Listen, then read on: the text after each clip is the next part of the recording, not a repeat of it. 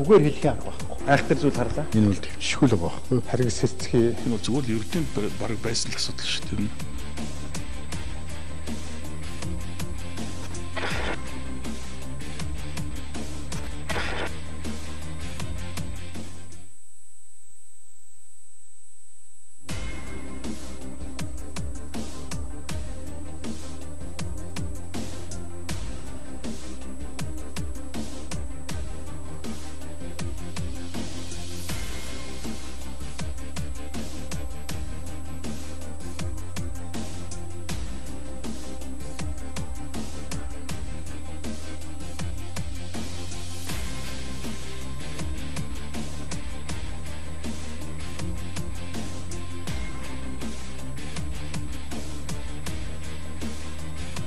Рэм төргийн эрхэм үзэгчтэй энэ ТV телевиз өөр өнцөг хэлцүүлгээ эхлүүлж байна. Өнөөдрийнхөө сэдвийг бид эрүүдэн шүдгүү гэдэг сэдвээр хэлцэхээр сонгож авлаа. Өнгөрсөн сүүлийн 2-7 хоног орчмын хугацаанд монголчууд ардчилсан Монгол улс маань одоо эрүүдэн шүдгийн байна гэсэн энэ сэдвээр зарим хэсэг нь цочролд орлоо. За зарим хэсэг нь энэ бол байсан асуудал гэж ярилцаж байна. Тэгэхээр янз бүрийн нийгмийн байр суурь давмгаалж байгаа энэ нөхцөлд бид нар бас нийгмийн янз бүрийн төлөөллийг оролцуулж улс төрчид, хуульчид болон сэтгүүлчдийн оролцоотойгоор зам иргэдийн төлөөлөлтөөр өнөөдөр Монголд үнэхээр эрүүдэн шүүдгүү. За эрүүдэн шүүсээр байгаа бол ягаад энэ асуудлыг бид нар хэрхэн одоо шийдвэрлэх ёстой вэ? Ягаад өнөөдрийн болтлын асуудал яригддаг байсан бэ гэх мэт олон асуултанд хариулт авах гэж хичээж байна. За ингээд өнөөдөр нэвтрүүлэгт оролцож байгаа зочдтой танилцуулъя. Миний зүүн гар талаас эхэлнэ. Иргэдийг төлөөлж чудгийн Минд Баяр гэж хүн ирсэн байгаа. За ямар учиртай хүн бэ гэдгийг бид нэвтрүүлгийн явцад ярилцлагын турш одоо илүү тодорхой болох байхаа сэтгүүлч Лодо Самбо ирсэн байна. За Улсын их хурлын гишүүн Баасан хүү ирсэн байгаа. За нээлттэй нийгэм форумын эрх зүйн хөтөлбөрийн менежер Хэвшиг сайхан ирсэн байгаа. Хүний эрхийн үндэсний комиссийн ажлын албаны дарга Алтан Гэрэл ирсэн байна. За сэтгүүлч Өнөр Цэцэг ирсэн байна. Зариг цэгийн мэн мөн хуульч Мэргэн нар ирсэн байна. Тэгэхээр ийм бүрэлдэхүүнтэй бид өнөөдөр Монголд эрүүдэн шүүж байна уу гэдэг энэ сэдвээр ярилцах гэж байна. Тэгэхээр мэдээж хэрэг өнгөрсөн 7 хоногийн хугацаанд ялангуяа зориг агсны насыг холбоосон хүнээсэн байж магадгүй гэдэг энэ одоо хэрэгтэй холбоотой шүүгдэж байсан 3 хүнийг эрүүдэн шүүсэн гэх энэ бичлэг үтсэн. Гэхдээ тодорхой хүрээнд үтсэн байгаа. Хязгаарлагдмал хүрээнд. За энэ бичлэгтэй холбоотой дуйлан шууган бол өнөөдөр хэвлэл мэдээллийн хэрэгслэр нийгмийн дунд сошиал дээр хамгийн түрүүнд яригдж байгаа юм сэдв болчиход байна. Тэгэхээр энэ бичлэгийг үтсэн хүмүүсийн дотор за нэг 3 хүн байх шиг байна. Би энэ хүмүүсээс бас эхлэе гэж бодож байна. Тодорхой хэмжээгээр мэдээлэл дунд явдаг. Үйл явдлын араас явдаг тий. Хоцордоггүй юм хүмүүс. Сэтгүүл зүйд ажиллаад манай Лодо Өнрөө хоёр бол бас хангалттай туршлага хуримтлуулсан юм хүмүүс. Тэгэхээр энэ хүмүүсийн үгийг сонсъё гэж бодож байна. Бичлэг үзээд гарч ирсний дараах за сэтгэл ямар байсан эрүүдэн шүүлт гэдэг талаарх та бүхний ойлголт ер нь сэтгүүлчийн хэмжээнд ямар байсан бэ? Бичлэг үзсний дараа энэ бүхэн өөрчлөгдсөн үү гэдэг ихний асуултыг та хоёрт тавья. Лодо эхлэх үү? За тэгэхээр ингэс юм аа. Эхлээд тэр эрүүдэн шүүж байгаа айхтар юм болжээ гэдэг. Одоо манайхан чинь бид нар чинь бүгдээрээ л эрүүдэн шүүх гэдгийг үзсэн кино тэр манжи исэн эрүү тэргээр төсөөлдөг. Их айж юу болж байгаа бол юу болсон юм бол гэж их айцтай л байсан л та. Айц тийм хүлээлт юм өндөр байсан. Тэгээ их яргалал маш их яргалал маш орилон хашгираа төсөөллийн хувьд ярихад үзхийн өмнө тийм байсан. Тэгээ үзсэн 23 минутын бичлэг бид нар үзсэн. Өнөөдөр сууж байгаа үзсэн. Тэгээд Go цэгийн мен дээр бол яг үтсэн хүн зурсан байл. Үйл явдал нь яг ийм болсон гэж. Тэгээд тэрэн дээр бол мэдээж хүн сайхан тэнд нэг жаргаад байгаа юм. Огт байхгүй. Маш хүнд хэцүү. Минд хоёр хүн бас бичсэн байсан. Тэр бол тийм нөхцлүүд ийм байдгаа гэж яг тэр дэглэлт за яргалалт үнэхээр тамлалтууд бол байсан. Гэхдээ төсөөснөөс бол одоо яг энэ нийтээрээ одоо монголчууд айгаад үнэхээр нэг тийм орилон ашгарантай айхтар тийм өөрсдийнх нь төсөөлж байгаа шиг тийм зүйл байгаагүй гэдгийг л гарч ирээд бас хэвлэл мэдээлэл хэрэгслэр ярьжсэн. Өөрөө ч бас байр суурь хэлсэн. Нөрөөгөөд. Миний хувьд бол Лодо Самбо сэтгүүлчээс өөр байр суурьтай байна. Улсын их хурлын танхимд улсын их хурлын гишүүдэд бичлэг үзүүлсэн. Гишүүд нэг ороод нэг 30 орчим минут болоод бид яг үүдэнд нь зогсож ийсэн. Тэгээ улсын их хурлын гишүүдээс бичлэг дээр яг юу харав гэж Google асуугаад ийсэн. Тэгэхэд бол гишүүд зарим нь тийм нэлээд тийм бараачсан, зарим нь бол ярьж чадахгүй. Эмэгтэй гишүүд голдуу бол ерөөдөө нэг тийм нэлээд тийм шокийн байдалтай орчихсон байсан. Тэгээд ерөөдөө нэг жоохон хүнд бичлэг байгаа юм байна да гэдэг бодол одоо сэтгүүлч миний хувьд бол тухайн одоо гишүүдийн ярианаас бол анзаарсан. Яг тийм төсөөлөлтөд орсон. Жохон хүнд бичлэг байгаа даа гэж бодоод ортол түүнээс хүнд байсан. Үнэхээр бас хүнийг тэгж дарчлаан зовоодаг тий.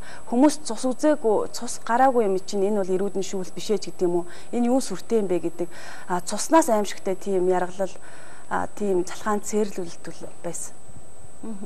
Одоо тэр Google сайтын зураг за манай найруулагч хэрвээ бэлдсэн бол хоёрын яриан дээр үзүүлэх байх. Тэр яг хоёрын харсантай дүүцчихсэн үү те? Яг мөн.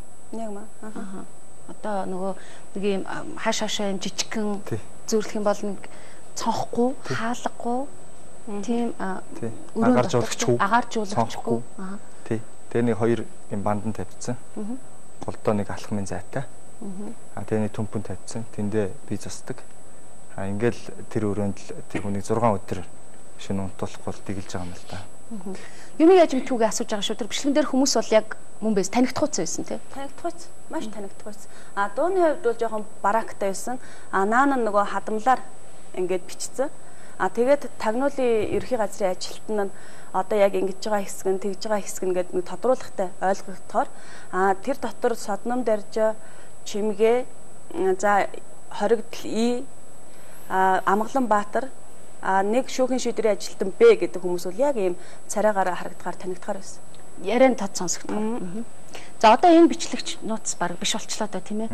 Энэ ингээд зураг зураад сэтгүүлч нар яриад гişүүдч бас ярьсан байх ингээд хүмүүс ерөөхдөө төсөөлөл бол лавцгаачихсан юм шиг байна лээ. Тэр зураг бас үзүүлээд ингээд яах юм бол.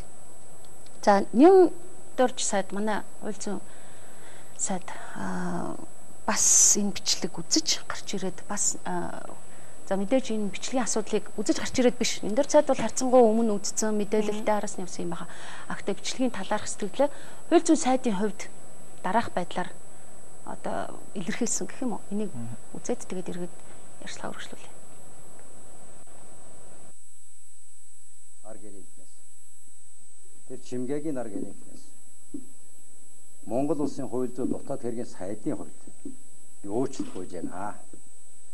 Би амьдралдаа уучлалт гуйж үзээгүй хүн шүү. Одоо бол гуйж. Аимшигтай аргууд хэрэгэлсэн. 37 сэргиснийг би нүдээрээ үзлээ. Ийм юм хийдэм байжээ зарим хүмүүс. Би энийг харин хэлж. Тултал нь явнаа би энэ хэрэгт. Дахиж Монголын хуульчид хязгаарч хүнийг ийм муухай харгас хэлцэг аргаар эрүүдэн шүүж яргалдаг явдлыг гаргуулахгүй байхын тулд системийн чанартай өөрчлөлт хийх шаардлага харагдаж байна. Харагдаж. Би 70 оноос хойш Монголд очиасан дууланд хэрэг болгоныг ерөнхийд нь мэднэ. 70 оноос хойш.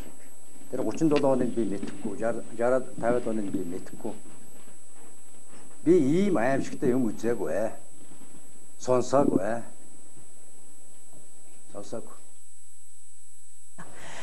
New Dörж сайдын энэ хэлсэнтэй холбогдуулж би дараагийн асуултыг энэ дээрээ танд тавих хэрэгтэй гэж бодож байна. Тэгэхээр үзэгчтэй сануулж хэлэхэд хэдэн оны үйл явдал 2006 онд за тэр үед хадгалан зээлийн оршоод маш их болсон. Хадгалан зээлийн оршоо гэдэг бол иргэдийн мөнгийг одоо өндөр хүүтэй хадгалаад буцаагаад өндөр хүүтэй зээлүүлдэг ийм үйл ажиллагаа эрхэлдэг ийм одоо компаниуд маш их олширсан. За тэр үед энэ хадгалан зээлийн оршоодын үйл ажиллагааг өдөр шалах үеэр зарим доголдсон байж болзошгүй гэж үзэж энэ мөнгийг зөв бусаар зарцуулсан байж магадгүй, сонгуул зарцуулсан байж магадгүй гэж үзэж одоо зарим хүмүүсийг шалгасан. Энэ дотор бол та хамрагдсан байж байгаа. Тэгэхээр саяны хууль зүйн сайдын ярьсан 70 оноос хойш би юм үтсэнгүй гэдэг зүйл таны нөхцөл байдалтай хэр зэрэг нийцэж байна нэгдүгээрт. Хоёрдугаар саяны сэтгүүлч нарын ярьсан одоо нүдээр үтсэн тэр бичлэг байна шүү дээ. Гişүүдийн маань сэтгүүлчдийн маань цочирцсан гэдэг энэ бичлэг таны хоригдсон таны байцаалт өгч байсан үеийн нөхцөл байдалтай хэр зөрж ийн эсвэл хэр дүүцэж очиж байна. Зүгээр 70 оноос хойш энэ томоохон эргүүдийг л гэж ярьж байгаа шиг байна л да. Одоо энэ сайдын хувьд бол тэгэхээр томоохон эрг гэдэгт нь ямар хэрэгүүд орохын тэрийг бол би мэдэхгүй байна. Мэдээж одоо тэр жижиг сажиг хэрэгүүд дээр сайд бол одоо анхаарал тавьдаг л байх л та. Тэр чин доош шач чадны студиуд байна шүү дээ. Тэгэхээр тэр томоохон хэрэгүүд дээрээ одоо тавьж яхад тэн дээр эрүүдэн шүүлт юм уу одоо энэ асуудал байдгүй үгүй юу гэдгийг сайд бол өөрөө очиж үздэггүй шүү дээ. Дороос нь мэдээлэл өгдөг. Одоо ийм болж जैन тэгж जैन ингэж худлаа мэдээлэл өгдөг байхгүй юу? Энд хамгийн аюултай юм тэр доор ажиллаж байгаа албан тушаалтнууд, албан хаагч нар худлаа мэдээлэл өгдөгтөл энэ асуудал байгаад байгаа шүү дээ. Одоо энэ гишүүд бүгд мэдээгүй учраас л тэр цочирдсан балмагтсан одоо тэрийг өмнө үзээгүй хараагүй учраас л орилсон бохирсон гарч гүйсэн даралт нэгсэн юмнууд байна шүү дээ.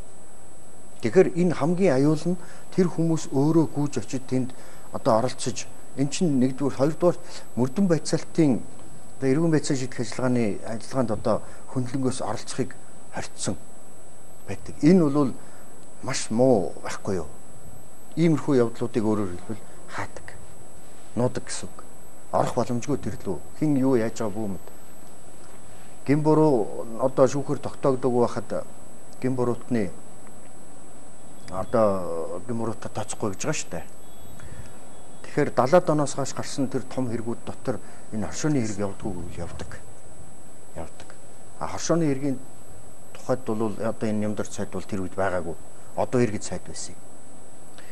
Энэ үнд бол тэр хоршооны хэрэгүүдийн би мэдгийгэл ярьж штэ. Хэрэгүүдийн тухай бол очичил байсан, хяналтанд байсан, ерөнхий сайд инквалд байсан, түүнд бас очичил байсан, бүх юм хяналтанд байсан. Тэнд ч гэсэн эрүүдийн шүүлтүүд байсан. Одоо би бол энд байгаа улсуудыг бодох юм бол практик талаасаа илүү одоо маш доктрин зэрэг хамгаалсан байна шүү дээ. Та яг энэ асуудал дээр чинь ямар өрөөнд байсан? Яаж хөрвж ирсэн нөхцөл байдал ямар? Би бол үзээгүй зүгээр би бас пост хийсэн шүү дээ. Тэр дээр зурган дээр зурцсан тэр л өрөө. Одоо цонхгүй агааржуулагчгүй ямар юуны агаарж тэр чинь тийм агааржуулах цонхны асуудал гэдэг ойлголт байхгүй шүү дээ. Тэнд байна шүү дээ. Хоёрхан нөхөө гэдгийг хаалган дээр нь төмөр хаалга. Нэг нөхөн дээр одоо нөгөө хяналтын авахлаг ингээ буцаага хаачдаг. Тэр доор яг босгоны дээр дахиад нэг юм гонцгой нөх. Тэр хоол оруулдаг зориулттай нөх. Энэ хоолыг тэр босгон дээр оруулдаг чи өөрөө доромжлол байхгүй юу? Мөн үү? Аяглаад оруулж байгаа шүү дээ. Тэгэхээр тэр агааржуулалтын тухай бол асуудал тэнд байхгүй. Одоо шинэ хорих нь юу болсон юм? Тэнд одоо хувинд бийцдэг гэж байна шүү дээ. Тэр бол одоо жишээ нь тэр Төв аймгийн мөрд юм шүү. Одоо энэ эрх зөрчих хамгийн том боломжтой газар нь Төв аймгийн мөрдөн гэж ярьдаг байхгүй юу? Айлгах одоо Төв аймгийн мөрдөн аймгийн мөрдөнд тийм шүү гэж. Одоо мөр байцаагчрын хэлдэг үйлдэл аймгийн мөрдөнд хийчих шүү гэж. Энд чинь өөрөө энэ эрүүдэн шүүдэг бүр одоо газар болгоод зориулт болгосон байна шүү дээ. Зүгээр тэр ганц удагт бол нэг болонд нь нэг ийм хэмжээний газрыг нөгөө нойлын болгож ингэж байдаг. Нойл суултуур ил таг байхгүй дотроо хамт амьдрын шүү дээ нойлтойгоо. Тэгээ өдөрт байна шүү дээ. Өглөө нэг ус өгдөг. Нэг 3-5 минут. 13 хүн тэнд бийцэж амжихгүй. 13-ла нэг өрөөнд юм уу? Тий. Би бол 13-лаа амьдэрчээсэн. Одоо та нарын тэр үзээд байгаа өрөөнд чи 13 хүн амьдэрчээсэн байхгүй. Босоогоор л зогсно. Яг нарийн ярих юм бол. Тэгээ шүүн ингээд 3 хүн л багтахаар л заяад шүү. Гэхдээ одоо тэр чин тэгэл ингээд шопратлаа шүү дээ. Яг ингээд наалдаа унтахад тэр нааран дээрөө бол нэг 9 хүн ордгий. Тэгээ тэр үүдний тэр доор тий. Нэг 3 банз байлаа шүү. Тэрэн дээр 9 хүн. 3 банз шүү. Чи ингээд нийтдээ банз байдаг байхгүй. 2-5 хэмжээтэй байгаа шүү дээ. 2-5-3 хэмжээтэй. Тэгээ бараг нэг 20% тэр нойл орчдөг. Үлдсэн хүмүүс нь тэр шалан дээгүүр, бетон дээгүүр золдог. Тэгээ ингээд шопролоод байхад би бичсэн нэг хүн илүү гардаг 13 хүнээс чинь. Тэр нөгөө софтвер дээр хондог байхгүй. Яг ийм. Тэгэхээр энэ бол байна шүү дээ. Зүгээр энэ хүний эрх зөрчигддөг асуудлыг би ярих гэдэг. Хүний эрх зөрчиж байгаа бүх үйлдэл чинь эрүүдэн шүүлт байхгүй юу? Дам. Одоо энэ хүний эрхийн хүн бол бүр мэднэ. Тэгэхээр тэнд хүний эрх зөрчигдөж байгаа бүх асуудал эрүүдэн шүүлтэд орох ёстой. Та одоо тэр бичлэгэн дээр үзүүлж исэн гэдэг байгаа шиг таныг хоолгүй байлгах явган суулгаж нөгөө юу гэдэг вэ? Галуун цуваагаар явуулах. Иймэрхүү юм танд галуун цуваа муу тэр одоо мөрдөнд чинь байхгүй ш. Тэнд галуун цуваар явах газар байхгүй чинь. Яваад байх. Ер нь бол нөхцөл байдал тийм байсан. 13 хүн тий. Зүгээр хоолгүй энэ төр байлгах бол тэр яг одоо нөгөө сахилгад ордог юм уу те? Бас нэг үл ойлголцол энэ төр өссөн үед бас нэг би бол одоо хоолгүй тэнд ардаа гавтаа 2 хонж ирсэн. Би бол ийм хүний эрхийн үндэсний комиссийнханд энэ дүр зураг хэр танил вэ? За яг энэ бол ингээд урт хугацааны түүхэнд аваад үзэх юм бол одоо хүний эрхийн үндэсний комиссийн 2000 одоо байгуулагдсан үеийн тий 2003 4 5 6 оны дэлгэцлүүдээр бол яг энэ үеийн нөхцөл байдал тод зураглагдаад үлдсэн байгаа л да. Ялангуяа мессежийн ноцтой тийм одоо эрүүдийн шүүсэн хэлбэрүүд яг одоо ингээд баримтжуулаад дурдаад ийм асуудлыг талсан зогсоох хэрэгтэй гэж. Ялангуяа тэр 2006 онд бол яг Манфред Навак гэдэг одоо нэгдсэн үндэсний байгууллага эрүүдийн шүүлтийн эсрэг тусгай хэлж өөрөө Монголд засгийн газрын урилгаар ирээд тэр бүр үндэсний хэмжээний эрүүл шүүлтийн эсрэг одоо хяналт шалгалтын ажлыг цогц байдлаар зохион байгуулаад тэрүүгээр маш их олон тусгай зөвшөөрлийг илрүүлсэн байдаг. За тэрнээс хойш бол ингээ хүний эрхийн үндэсний комиссийн үйлчилгээ яг энэ эрүүл шүүлт өөрөө Монгол улсад байгаа хүний эрхийн бас гол настай асуудал мөн гэдгийг тодорхойлоод ингээд шатраас байнгын хяналт шалгалт одоо зөвлөм шаардлагууд энэ ажлуудын үр дүнд бол одоо энэ цагтаа хорих байр тий хорих байгууллагуудын одоо нөхцөл байдал бол одоо ингээд жилээс жил сайжрах. Одоогийн байдлаар бол ер нь бүх аймагуд болоод энэ 461 дугаар одоо энэ цагтаа хорих төвийн энэ нөхцөл байдал эрс сайжрах. Энийг бол одоо хүний эрхийн үндэсний комисс бол өөрөө нөхцөлийн эрүүшүүлэлт тулгаж ирсэн гэж үзээд одоо бол яг нөхцөлийн талаас нь бол харьцангуй нөхцөл байдал их дээрцсэн. Дандаа яг нөгөө одоо бол дандаа байгалийн гэрэлтүүлэгтэй байх, агааржуулах, за бизнес газар бүгдийн одоо ингээд стандартын дагуу ингээд шаардлага тавиад ерөнхийдөө хангагдаад ирсэн. За яг нөхцөл өөрчлөгдсөн байхыг үүсэхгүй арга барил нь бас хэвээр байгаад байна гэдэг шүүмжил байгаад ах шиг байна тийм үү. Мэдээж яг арга барилын хувьд ч гэсэндээ бас огт байх уу гэж хэлэхэд хэцүү. Гэхдээ энэ бол өөрөө харьцангуй одоо их бага болсон. Одоо маш цөөн болсон. За дээр нь бол мэдээж өөрөө нөгөө хяналт шалгалтын сахлах хариуцлага хуулийн одоо хоригдлолт байгаа учраас өөр илүү одоо даалд нууц хэлбэртэй цөөн тоогрол байгаа л гэж л одоо энэ байна. 2003, 4 он, 5, 6 онуудад тэгэл ингээл 10 хэдэн жилийн өмнөөс ярьж исэн байж тээ бас хөө гişүнэ. Та бас өөрөө өмгөөл хийгээд явж исэн хүн. За дараа нь их хурл та хоёр дахь сонгогдсон байгаа явж байгаа. Яагаад манай улс төрчид энэ асуудалд дүлий байсан болоо та юу гэж бодож байна? Дүлий байгаагүй шүү дээ. Дүлий байгаагүй. Харин ч би одоо энэ асуудлыг нэлээд өргөн тавьсан гэж ойлгож байна л та. 2005 онд би одоо төрийн бас байгууллагын шугамар Мирандагийн зарчим гэдэг зүйлийг оруулж ирье гэдэг. Тэгээд цагдаагийн байгууллагатай гэрээ хийжсэн. Тэр нь юу вэ гэвэл ямар ч тохиолдолд өмгөөлөгчийг одоо оролцуулах хэрэгтэй байдаг. Хоёрдугаарт нь прокурорын мөрдөн гэдэг нэг хэлбэрийн ер нь одоо Монголд нэг юм хэлбэрийн төдий байгууллагууд байдаг байхгүй. Жишээлбэл хүний эрхийн комисс гэдэг бол гадныхан зориулаад хүний эрх байгаамаа яагаад гэвэл комисс харж байгаамаа гэж. Яа уг нь бол омбудсменийн хууль гэж орж ирээд хүний эрхийн комисс гэдэг чинь баг тийм ээ хүний эрхийн асуудлаар баг мөрдөн шалгах эрхтэй байсныг ирэхгүй зөвөр нэг дүгнэлт гаргадаг. За 250 мянгаар торгодог байсан. Одоо тэр хэмжээ өснө үгүй юу нэг торгох ял биш. Торгодог байсан. Би одоо өөрөө бас тэр хүний эрхийн шугамар өөр нэг тийм одоо тэр ажлаас нь халуулагч манай авилгатай тэмцэх мэмцэх бол бас нэг дүгнэлт өгдөг штэ. Тийм байсныг болиулаад тийм учраас энэ хүний эрхийн энэ байгууллагын шугамар би намрын хоёр гэж хүнийг өмгөөлж орсон. Та нар санаж байгаа бол тэгээ Төв аймгийн шоронд хоригдж байсан штэ. За тэгэл ярьсаар ягаад их хурлын гишүүн болсон. Араас нь дахиад улс төрчид орж ирсэн. Одоо миний санджаагаар бол одоо тэр энэ Бацаа гэдэг нөгөө ерөнхийлөгчийн асуудлаар Бацаа орж ирсэн, Ганс үг орж ирсэн, Анх хоёр гэж орж ирсэн. Одоо тухайн үедээ нэлээд одоо дүүлэн тэр бүгднгээр нь очсон. Уулцсан. Тэр булган очиж ирсэн, орж ирсэн. Одоо энэ асуудал тэр үедхийл 2017 оны 11 сарын 28-нд энэ ийм асуудал болсон байж магадгүй тагнуулын байгууллагад өгөөд тагнуулын байгууллагч энийг чинь шалгаж байгаа байхгүй. Яг гэвэл тагнуулын байгууллагын шалгаж байгаа хэргийг мөрддөг газар нь хинч мэддэггүй. Төв аймаг л гэж одоо ярьж байгаа. Яг Төв аймагт мөн үү биш үү мэдэхгүй байна. Жишээлбэл тэр чинь бас нууцын зэрэгтэй энэ чинь бас бид нар чинь өөр штэ. Тэгэхээр яг тэр Төв аймгийн тэр газрын энэ тэрүү гэдгийг бол энэ бол одоо бас хэлэхэд эрт боломжгүй. Тэр бол бас хэвлэл мэдээллийнхэнд бас юу гэж хэлээрэй гэсэн юм уу би ямар хажууд байсан мэдэхгүй байна. Тэгэхээр өнөөдөр юу гэвэл энэ 37 он гэдээ яриад байгаа чинь яг хаана хорьсон бэ гэдэг нэг чухал байхгүй. Одоо та нарт зарим нь үнэн худлаа мэдгүй тагнуулын байгууллаганд орж ирсэн амар шорон байдаг гэж ярьд. Тэрвээ та нар санаж байгаа бол Тэмүүжин сайдын үед хажуу талынхаа эмнэлэг байсан байрны нэг давхрыг аимшигтай шорон болгоцсон байсан шүү дээ. Хөөцөлж байгаа тэр чинь болиулаа одоо эмнэлэг болгочод байж байсан. Төрөө ордныхаа хажуу талд нууц шорон барих гэжсэн мэдтэй. Гэх мэтчлэн ингээд нэг улс төрчид юу ч хийгээгүй улс төрчид хамаагүй гэдэг. Улс төрчин 40 гишүүн байна уу? 8 гишүүн байна уу? 56 гишүүн байна уу гэдэг нь чухал шүү дээ. Тэр прокурорын мөрдөн байцаа. Миний яг асах гэсэн. Энийг хасхаас өөр арга байгаа юм байна. Би бол тэрний давуу тал нь юу байсан? Тэр бол одоо яг прокурор гэдэг бол одоо та нар байцаахын явцад хүн дарамтлахгүй байна. Үгүй тийм биш. Хараа прокурорын мөрдөн чинь нэгдүгürt нь гүйцэтгэх ажил хийдэггүй байсан. Гүйцэтгэх ажил хийдэггүй учраас одоо тусгай хяналтын чиг үргээр мөрдөх боломжгүй. Тусгай хяналтын чиг үргээр ямар хүмүүсийг мөрддөг вэ гэвэл тусгай хяналтын одоо чиг үргээ гэдэг маань одоо мөрдөн байцааг тагнуул цагдаа тийм ээ шүүгч прокурор эдний хийсэн гэмт хэргийг шалгах ёстой шүү дээ. А зөвхөн гомдол гаргавал гомдлынх нь өрөөнд өргөдлийн үеийн шийддэг байгуулсан байхгүй. Тэгэхээр гүйцэтгэх ажил нэгдүгürt хийх. Хоёрдугаарт нь юу гэвэл одоо та нар сая энэ асуудал дээр яагаад гол алдаа нь юу гэвэл прокурор нь ажлын хэсгийн ахлагч байсанд буруутай байна гэдэг байгаа шүү дээ. Тухайн үед энийг чинь яриад прокурор ажлын хэсгийн ахлагч байгаа нь буруу гэдэг энх амгалан прокурор орж ирээд энийг чинь өөрчилсөн шүү дээ. Зорилгожийн үед бол байгаагүй. Тийм учраас энэ дээр чи юу гэвэл прокурор 3 дугаарт Монгол улсын үндсэн хуулийн дээр прокурор хэрэг бүртгэх, мөрдөн байцаах, шүүх ажиллагаанд хямдаг хүн байхгүй юу? Шалгадаг, мөрддөг биш байхгүй юу? Тиймээс тэгээ улсын нэрийн үндсэн хуулийн зарчмаар юу гэвэл шүүх хуралдаанд улсын ялагчаар оролцоод ял хөдлүүлж байгаа үйл ажиллагаанд нь хяндаг. Тэгэхээр өнөөдөр мөрдөж байгаа ажлыг хэн хянах ёстой юм? Прокурор. За шүүж байгаа ажлыг ял хөдлүүлж байгаа ажлыг хэн хянах ёстой юм? Прокурор. Ял өгч байгаа ажлаа хэн шийх ёстой юм? Прокурор байхгүй. А гэтэл өнөөдөр прокурорын мөрдөн гэдэг нэг тусдаа ийм байгуулч энийгээ байх ёстой байсан гэдэг энэ бол одоо би бол хишг сайхан хуульч өөр нь хэлэх байх гэж бодож байна.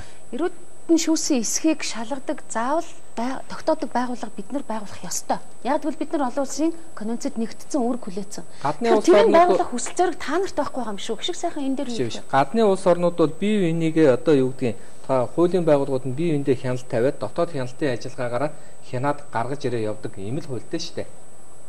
Тийм биз дээ. Тэр байсныг нь дуусгасан юм шиг. Ерөнхийдөө бол яг гэхээр бас их гишүүнтэй бол энэ дээр нэг зүйл дээр нь бол маргахгүй. Мэдээж зэрэг хууль тогтоогчид ямар одоо нэг хэлбэрийн ямар байгууллага байгуулах вэ гэдэг сонголт их боломж бол хууль тогтоогчид байгаа. Гэхдээ 91 байгууллагууд байнгын анхааруулж хэлж жил бүр сар бүр шахуу одоо энэ болоод энэ шүү эрүүдэн шүүх нөхцөл байдал байж болзошгүй байна гэж анхааруулж ирсэн гэдгийг бол нэгдүгээр хэлмээр байна. Хоёрдугаарт бол яг өөхөр нэгдсэн үндэсний байгууллагын хүнэрхийн механизмуудаас манад удаа дараа өгчсэн зөвлөмжүүл юу гэхээр яг энэ одоо эрүүдэн шүүсэн байж болзошгүй нөхцөлд хараа тусаар мөрдөн шалгадаг албыг бий болгооч, бэхжүүлээч гэж зөвлөд байгаа. Тэгэхээр яг өөхөр нэг өсөндөө бол цагдаагийн мөрдөгчийн эрүүдэн шүүсэн байж болзошгүй юм зүйлийг хамт өрөөнд нь суудаг цагдаа нь ингээд шалгах нь өөрөө нэг зохистой биш гэдгийн илэрхийлэл нь байна гэхээр улсын ерөнхий прокурорын газрын дэргэдэх мөрдөн байцаах алба байхад хичнээн хэрэг шийдэгдээд хичнээн хүн хариуцлага хүлээж исэн. Тэр алба байхгүй болсноос хойш хэдэн хэрэг одоо шүүхээр шийдэж байгаа гэдэг бодит тоо статистик харуулах байхгүй. Зүгээр ямар яаш шийтгэл оногдуулж байна, ямар хариуцлага хүлээлгэж байна гэдэг эрүүгийн хуулийн асуудал. Тэгээ энэ дээр бас нэг зүйлийг нэмж хэлмээр байгаа юм нь бол эрүүгийн хэрэг кино шийдвэрлэх хуулинд өөрт нь нэг тийм зохицуултыг бий болгож өгсөн гэдэг юг бол хууль тогтоогч тухайн үедээ гаргаж ирсэн. Тэр нь үл өгөхөр хэрвээ цагдаагийн мөрдөгч эрүүдэн шүүсэн бол тагнуул юм уу авилгатай тэмцэх газрын мөрдөгч шалгана. Авилгатай тэмцэх газрынх бол нөгөө хоёрын шалганч гэдэг юм уу. Энэ харьяаллыг прокурор тогтооно гэдэг энэ зүйл бол ажиллана гэд. Тэг энийг бол хараат бус механизм бий болгож байгаа гэсэн. Тэгэхээр 91 байгууллагын хувьд бол тэр нь одоо үүдээ шийдэл дээр нь бол ямар нэгэн санал байхгүй. Харин тэгээ яг өгөхөр өнгөрсөн оны 12 сард гадаад харилцааны яам дээр яг энэ эрүүдэн шүүхтэй тэмцэх чиглэлээр одоо энэ болж байгаа үйл явцын тухай мэрэгчлэнүүд оролцсон хилцүүлгийн үеэр бол прокуророос ямар одоо нэг хариу мэдээлэл өгсөн бэ гэхээр энэ зүйл ажиллахгүй байна. Энэ өөрөө үндсэн хууль, бусад хууль тогтоомжтой зөрчилдөд байгаа учраас харьяаллын тогтоогоод цагдаагийнхыг авилгатай тэмцэх газарт ингэж өгөх боломж байхгүй байна гэж хэлсэн байхгүй. Тэгэхээр бид нар одоо ч гэсэн нэг зүйлийг хүсэж байна. Тэр үгээр энэ эрүүдэн шүүлттэй үнэхээр тэмцэе гэж бодож байгаа бол хараат бус ийм одоо юу гэдэг мөрдөн шалгадаг энэ алба байж ах хэрэгтэй. Дээрэс нь хамгийн чухал зүйл бол яг өөхөр бусад улс орны жишээч тэр өөхөр эрүүдэн шүүлтээс урьдчилан сэргийлэх механизм гэдэг байна.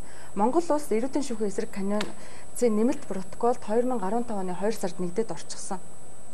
Жилийн дотор үндэсний механизма байгуулах хэрэгтэй байхгүй уул нь бол тэр үедээ нэмэлт протоколдоо нэгдэж орохдоо бол тайлбар хийж болох байсан. Тэрний өгөхөр за бид энэ механизмыг байгуулахад бид нарт хугацаа хэрэгтэй байна гэд 3 жилийн хугацаа аваад 3 жил дотроо байгуулж чадахгүй нэ гэд нэмж 2 жилийг авах боломжтой. Тэр нь 5 жил авахгүй. Гэтэл манайх бол шууд байгуулахаар юм шиг нэг сойрхон баталсан. Тэгсэн мөртлөө одоо ингээд 4 жил болж байна.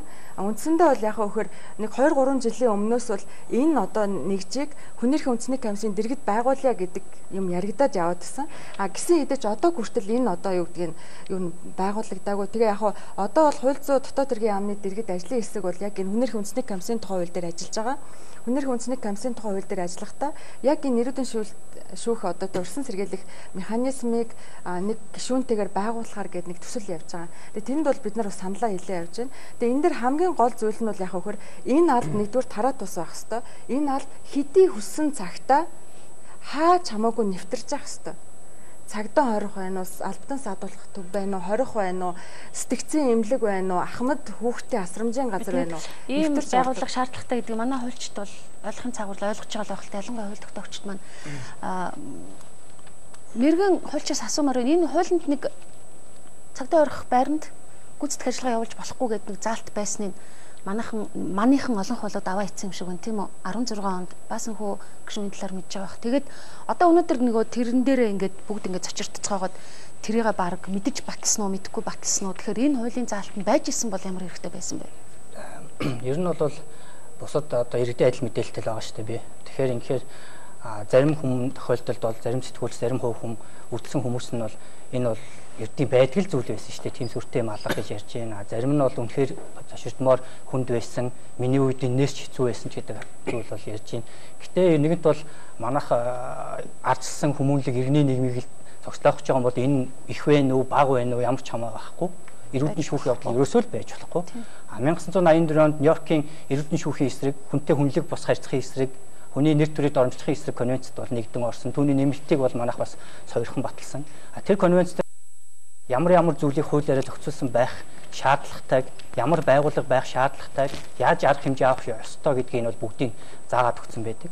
Энэ дагуу бол 2002 оны эрүүгийн хууль болон эрүүгийн байцаан шийдэх хууль дээр бол тодорхой зохицуултуудыг оруулж өгсөн боловч тэр нь өөрөө бас нийгмийн харилцаагаа бүрэн дүрэн зохицуулж чадахгүй, энэс бүрэн дүрэн одоо сэргийлж чадах хэмжээний бол байгаагүй. Тухайлах юм бол конвенц дээр бол төрийн албан хаагч болон түүний одоо заавар зөвлөгөөгөөр зөвшөөрснөөр эрүүдэн шүүж байгаа тэр бүх хүнд хариуцлага тооцоогоор зааж өгсөн байсан бол 2002 оны хууль дээр зөвхөн хэрэг бүртгэгч мөрдөн байцаагчийг л гэмт хэргийн субъект байхаар зааж өгсөн байх жишээ нэ. Энэ бүх одоо алдаа дутагдлуудыг зохих хэмжээнд нь өөрчлөөд 2015 онд батлагдсан хуулийн дээр бол за энэ цагдаа хорих байранд бол гүйцэтгэх ажил хийхийг болон ерөөсөө энэ төр мэдүүлэг юмнуудыг авах байдлыг бол тасан зогсооё гэдэг байдлаар оруулж өгсөн байсан. Яг тэгэхээр бид нар жишээ нь одоо ингээд энгийн цагдаагийн байгууллагуудад тий дүүргүүдийн цагдаагийн хэлтс дээр мэдээж ямар нэгэн байдлаар тэр хүнийг эрүүдэн шүүх боломж байхгүй. Тэг чи одоо тусгай өрөөнд дотор камертай тэгээд иргэд энгийн л иргэд хажуугаар нь байнга өдөр тутам явж явах дотор нь хүн орилж чарлаад янз бүр болоо тэнд нь хүнийг хонуулаад олноор нь оруулаад ингээд юу байх эрүүдэн шүүх бол ямар ч боломж байхгүй шүү дээ. Хаана эрүүдэн шүүлж явагдах вэ гэхээр мэдээж цагдаа хоригдож байгаа байран дээр л явагдана. Хүмүүсээс далд тий. Тэгэхээр тэр байранд бол ерөөсөө ингэж мэдүүлэг авдаг, янз бүрийн хэрэг хэрний шийдвэрлэх ажиллагаа явагддаг байхыг нь бол хориглоё гэдэг байдлаар хуулийн төсөлд оруулж ирсэн боловч тухайн үеийн одоо улс төрчид хууль тогтоогчид маань энэ хэрэг хэрний шийдвэрлэх ажиллагааг хэргийг илрүүлэх бодолцоог хаах гээд байна. Тийм учраас энд бол ийм заалтууд байх боломжгүй гэдэг байдлаар хандсан улмаас одоо тэр заалтад авагдсан гэдэг ойлголт бол судлаачид хуульчдын дунд бол байдаг. Тэр заалт авагдсны нөлөө чинь одоо яаж гарч ийн гэхээр тэнд эрүүдэн шүүлэх явц үргэлжлээд байна л гэдэг зүйл рүү оруулж өгч байгаа л гэсэн зүйл харагдаж байна. Энэ хуулийн заалтыг оруулах боломжтой тэг шүнэ. Боломжтой байтугай энэ одоо та нар хэрвээ санаж байгаа бол хуулийн заалтуудын нөгөө бөөс түүн гэдэг шиг тодорхой саналаар орж ирэхээр манай энэ алдартай хуульч манай одоо саналаа өгөхгүй дэмжихгүй яваад байгаа шүү дээ. Тэгээ хэлэхээр бид нар нэг ажлын хэсэг байгуулад айгүй гоё хууль орж ирнэ гэл хэрвээ чуулган болгоны өмнө хэлдэг ганц үг байдаг шүү дээ. Та нөгөө зөрчлийн хуулийн эрүүгийн хуулийн өөрчлөлтөд эзэн орж ирэх вэ гэд ажлын хэсэг ахалсан нөгөө Нямбаатрага чи ажлын хэсгийн ахлагч байсан юм чинь энийг гардаж яваач гэхээр гомдоод одоо хүүхчийг эрхлээд одоо юу гэдгийг чигтэйхэн байгаа шүү дээ. Зүгээр яг бодитоор аваад үзэх юм бол бүх юм хуулийн хүрээнд л байх хэвээр. Хууль гэдэг чинь нийгмийн харилцааг зохицуулж байгаа шүү дээ. Тэгэхээр нийгмийн харилцааг зохицуулж байгаа тэр хуулийн зүйл заалт тэр одоо амьдралд нийцэж гэнэ үү нийцэхгүй байна уу тэр үедгээд олон улсад ямар байдгүй гэж л шийднэ үхээс биш тэр намын энэ намын тэр олонх энэ цөөнх биш бид нөгөө Монгол улсад хэрэгтэй хуулиар батлах хэрэгтэй. Тэгэхээр энэ гүйцэтгэх ажлууд үнэхээр замбрааг болсон. Өнөөдөр би 3 зүйл дээр их сэтгэл дундуур явдیں۔ Нэгдүгüүрт нь гүтгэнд оромжлох бол хэрэг сэтэрсэн. Энийг ч ямар ч хэрэгээр хамаагүй гүтгдэг. Гэхдээ эрх мэдэлтэй хүн байвал одоо бүр яаж шийтгэл авахгүй. За одоо хэвлэл мэдээллийн хардах эрхийг хойш нь тавиад одоо хаалтан тэгэд байлаа гэхэд одоо ерөөсөө дуртай юмараа гүтгэн, дуртай юмараа доромжлно, дуртай үедээ одоо юу гэдгийг жирийн иргэнж бичлэг хийн, жирийн биш иргэнж энэ бичлэг гэдэг чинь бас л гүйцэтгэх ажлын нэг хэлбэрийн төрөл багхгүй юу? Ямар арга хэрэгслээр яаж авахтаа гол биш бусдын халдашгүй байдалд халдж байгаа л хэлбэр багхгүй. Тэрэн шиг өнөөдөр цагдан хорих газар гэж юу юм? Цагдан хорих газар гэдэг чинь өөрчлөн саатуулж байгаа газар шүү дээ. Манайх чи өнөөдөр байцаалтын аргаар явдаг учраас тэрийг байцаалтан дээр нь залхаах аргаар одоо хэрэг хүлээлгэх гээд байна л гэж үзэж байгаа байхгүй. Ийм юм шүү. Цагдан хорих байранд гүйцэтгэх ажиллагаа юм уу тэр байцаан шийдэх ажиллагаа явуулахгүй гэдэг шүү дээ. Хуулийн тухай яриад байна шүү дээ. Угаасаа явуулдаггүй шүү дээ. Цагдан хорих байранд явуулдаггүй. Одоо мэдэхгүй зүгээр миний хувьд бол явуулдаггүй байсан. Гадаан тусдаа байртай. Тэр дотроо явуулдаг. Тэр нь камертай, цонхтой бүх яг чиний ярьж байгаа адилхан. Тэгэхээр энэ дээр тийм айгуу тийм сүртэй хууль мөлийн зүгээр би хуульч биш учраас мэдэхгүй юм. Одоо бол тэр орилуулаад чарлуулаад тэнд одоо тамлаад байдаг юм бол байхгүй. Тэр одоо 6 хонд бол байгаагүй мөрдөнд. Эн чинь зүгээр тэр цагдаа бол тэр цагдаа хорих байрд руу ордгоо шүү дээ. Угаас оруулахчгүй. Оруулдаггүй байхгүй юу? Тэгэхээр та бол буруу яриад байгаа шүү. Асуудал нь тэр өрөөнд биш. Тэр чинь цагдаа хорих байранд гүйцэтгэх ажиллагаа юм уу? Тэр гүйцэтгэх ажиллагаа гэдэг чинь өөрөө тэр тэгээд төөх гэж яриад байгаа юм юу? Төөх чинь тэр төлөөлөгч юу юм? Тэр дотор байдаг гэмт хэрэг зөрчлөөс хамгаалдаг биш ээ. Төлөөлөгч асуудал ерөөсөө тэр урьдчилан хорих байранд тэр өрөөнд шүүхийн шийдвэрийн ажилдаа орж ирж байгаа өрөөнд төөх байгаа. Харуул хамгаалтын төөх байгаа. Нэг төөх нь бол тэр одоо яриад байгаа тэр хулгайч нар гэж ярьж тэд нар чи хоорондын зөрчлөөс хамгаалдаг. Тэр хэрэг илрүүлэх энэ төр ажил чинь бол тэр одоо нөгөө ялтнуудаараа дамжиж орж ирдэг штэ.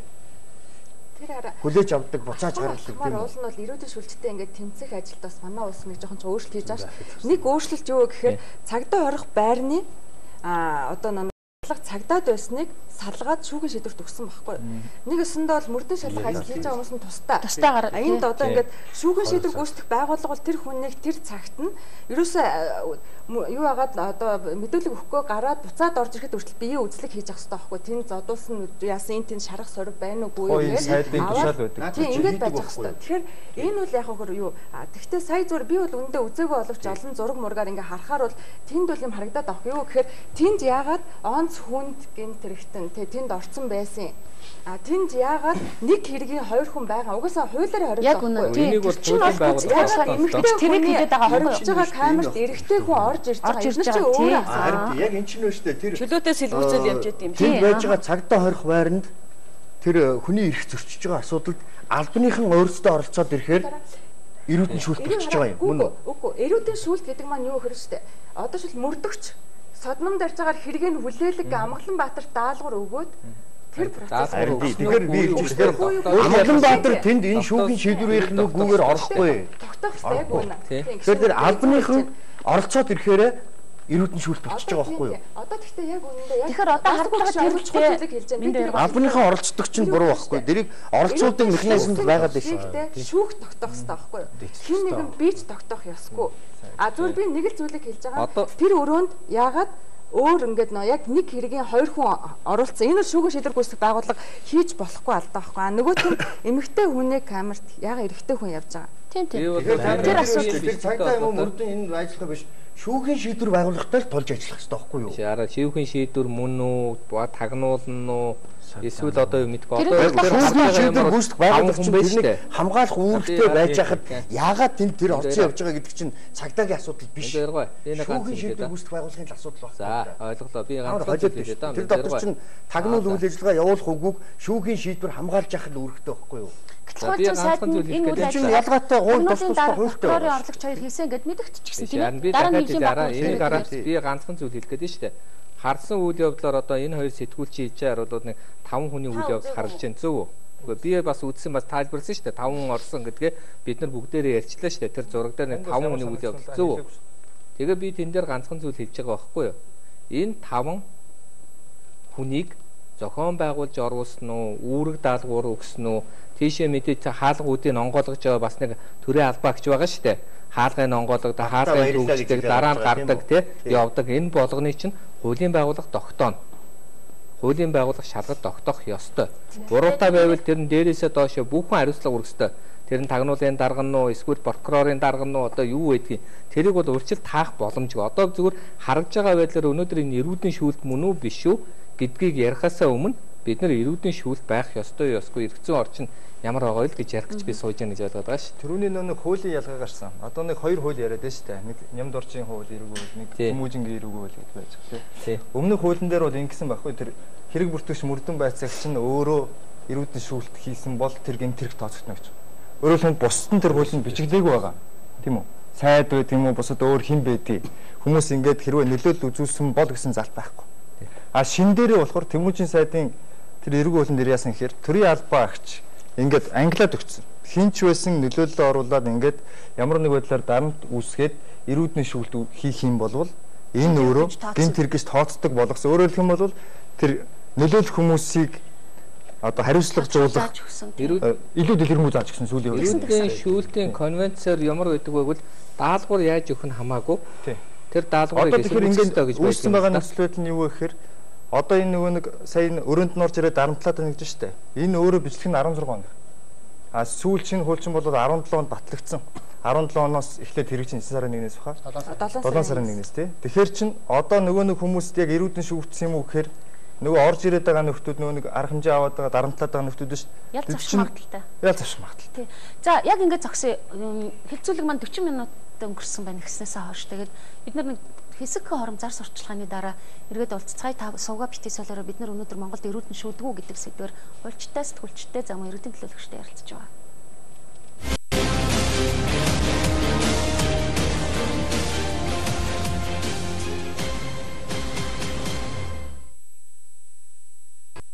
Лас йогурт. Эслэхэр баялаг өглөөний хоол.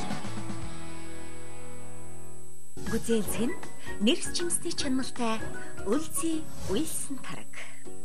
Калпис хүнсний эслэгтэй сүүн ундаг хамгийн хямдар баасан бим нэм гаригуудад зөвхөн сансрын бүх салбараас Дэлхийн алдарт брэндүүдийн хавар зууны шинэ коллекцийн загварууд худалдаанд гарлаа.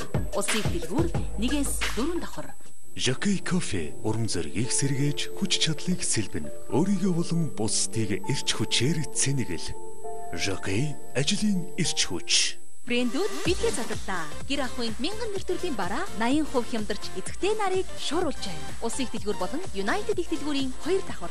Номин Home Style 15 жилийн ойд.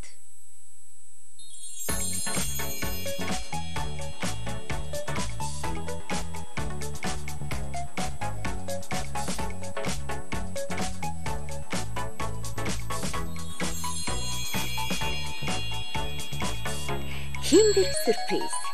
Шууд мөрөн хүслийг биелүүлдэг. Surprise. Юун гадаргуутай сүйтэй шоколад.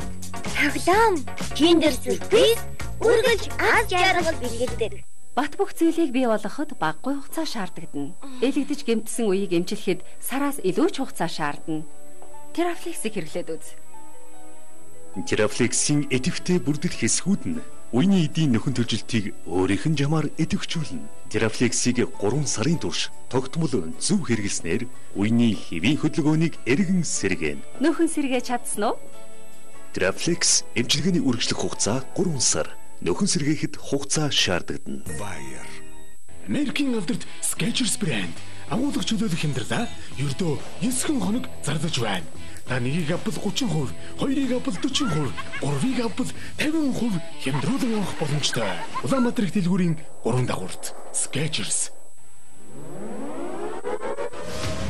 Монгол улсын иргэн танай амьд явах аюулгүй оршин тогтнох цорын ганц батал аавуулах үндсэн хуулийн үзэл санаа үнэт зүүнийг хамгаалахын төлөө Монгол хүн бүрийг уриалж байна.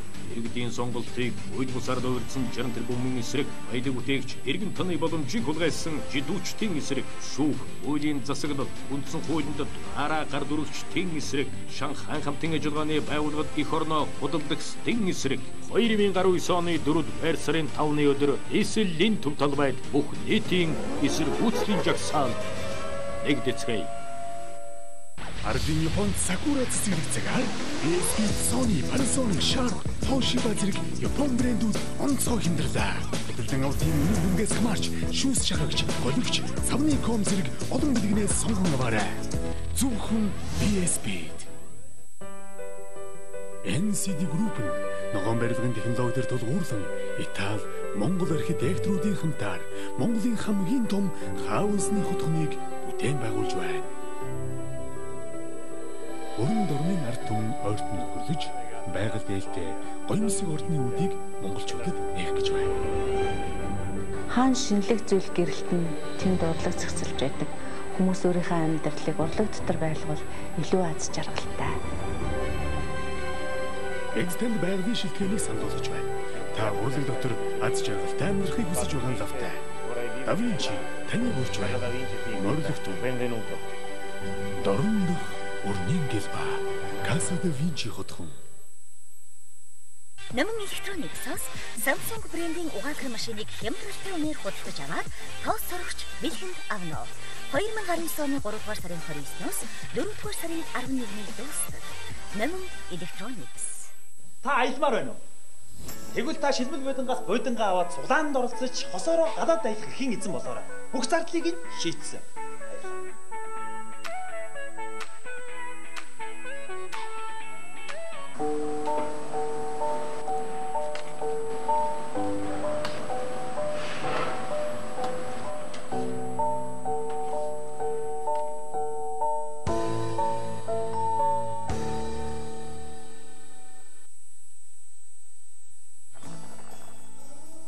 За цайгаа ууцгаая. Тэс амт харилцааны гайхалтай эхлэл. Америкийн алдарт Skechers брэнд агуулга чөлөөлөх хямдралаа ердөө 9 хоног зарлаж байна. Та нэгийг авбал 30%, хоёрыг авбал 40%, гурвыг авбал 50% хямдруулан авах боломжтой. Улаанбаатар их дэлгүүрийн 3 дагуурт Skechers. Зүгээр ч нэг жигнэмэх биш. Энэ бол баасан. Сэлбак ариун зүрийн цаасыг хамгийн хямд үнээр баасан бим нэм гаригуудад зөвхөн сансрын бүх салбараас. Гүзээлцэн нэрс жимсний чанартай Өлзий Уилсон тараг. Сайн пласт йогурт, эслэгээр баялаг өглөөний хоол.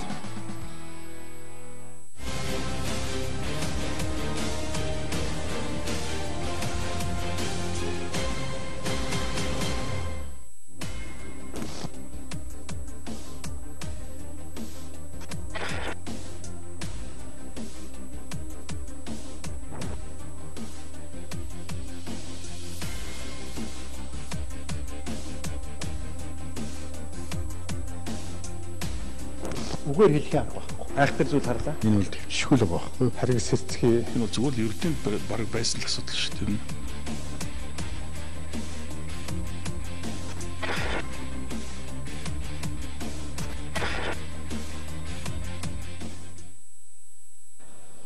NTV телевизэн сувгаар өөр өнцөг хэлцүүлгийн нэвтрүүлэг үргэлжилж байна. Бид өнөөдөр Монголд эрүүдэн шүүдгүү гэдэг сэдвээр ярилцаж байгаа.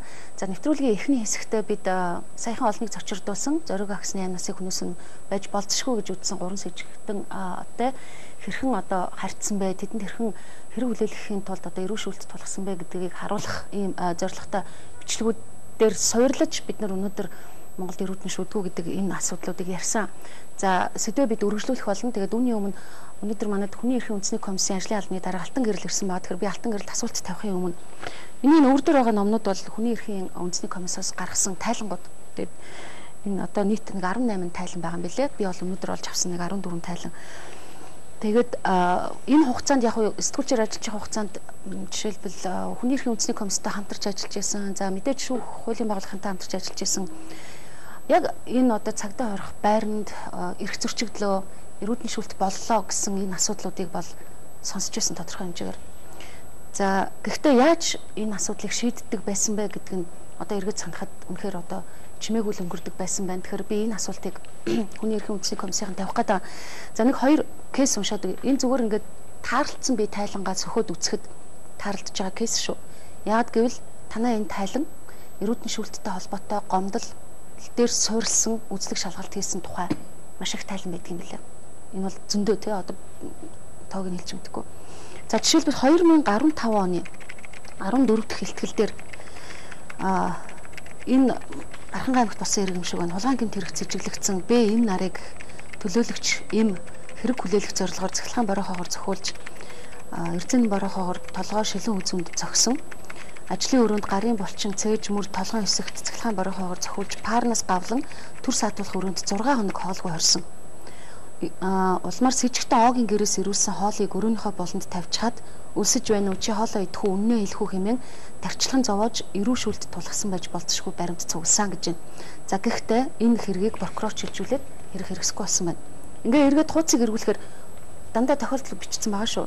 За Төв аймаг Мөрдөн байцаагч Ис Дэнар бүлэглэн гинт хэрэгт хулгайн гинт хэрэгт сэжиглэгдэн шалгагдаж байсан ХО нарыг мэдүүлэг авахар авч явахдаа хулгайн үйлдэл хүлээлгэх зорилгоор зочид буудалд гарын гавлаж байгаад цохиж өвшөглөж зодсон бөгөөд нойлын өрөөний суулт урлуу нүрээр нь үстэж даран хийсэн. Цэцгэлхэн бороо хоогоор цохиулсан хоол ундгүй өсөглөн байлгасан зэрэг өрөөшүүлт тулгсан гэмт хэрэг хангалттай нотлогдсон гэж үзэж прокурор шилжүүлсэн боловч энэ хэргийг мөн хэрэгсэхгүй болгосон байна. За энэ хүний эрхийн үндэсний комиссоос нэгдүгээр саяны энэ одоо шүүгэн болсонтой холбоотойгоор энэ хүний эрхийн үндэсний комиссийн чинь ер нь юу хийдгийг гэдэг асуулт их гарч ирсэн.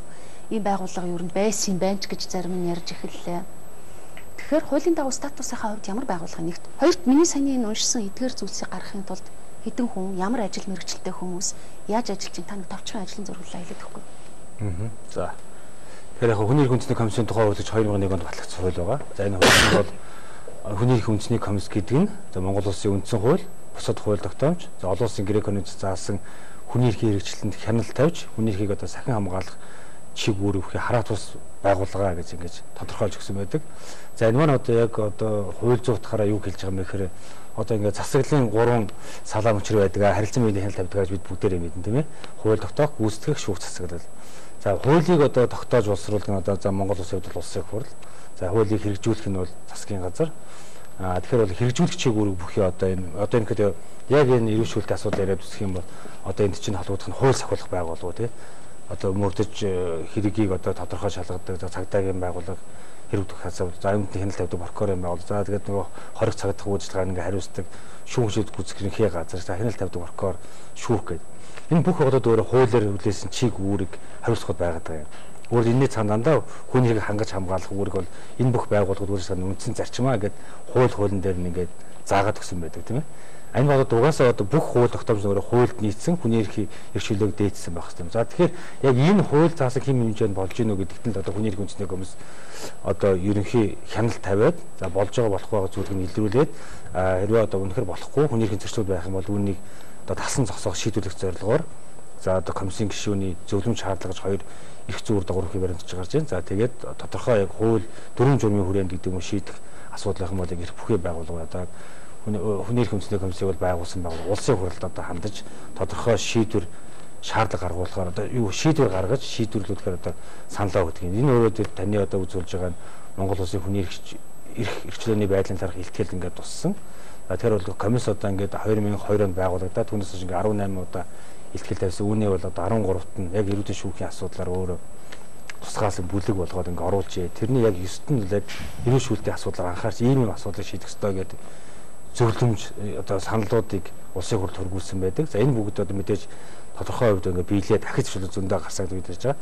Тэгсэн бас бүрэн хэдийгээр одоо эрүүл шүүлт гэдэг энэ гэмтгийг бол тасан зогсоож чадаагүй юм хэлж байгаа. За хүний эрхийн үндэсний комиссод өөрөө яг чиг үүргийн хувьд бол ажлын одоо зураглалын хувьд асуусан тийм. Тэгэхээр бол ер нь яг одоогор бол 21 аймагт нэг ажилтныг оролцуулаад нийтдээ бол 45 албан хаагч байна. За комиссийн 3 гишүүнгээд одоо улсын хурлаас томилогддог төрийн тусгай албан хаагч 3 гишүүн байгаа. За тэр 3 гишүүнд одоо ажиллах юу туслах мэрэгжил арга зүйн туслах үзүүлэх чиг үүрэг ажилладаг гэсэн ийм бүтцтэй байдаг. За 3 хилцтэй байгаа. За ер нь яг хүний эрх энэ яг эрүүл шүүлтэй холбоотой асуудлаар гом тань шалгалын хэлцүүл ингээ ажиллаад ялангуяа энэ эрүүл шүүлт гарч болцсгүй түрүү нэлийн бид ярьсан нэлийн өргөн хүрээний байгууллагууд бол хяналт шалгалтыг хийдэг. За иргэдээс хөрөлт гомдлыг хүлээж авч шийдвэрлэх ажлууд хийж байгаа.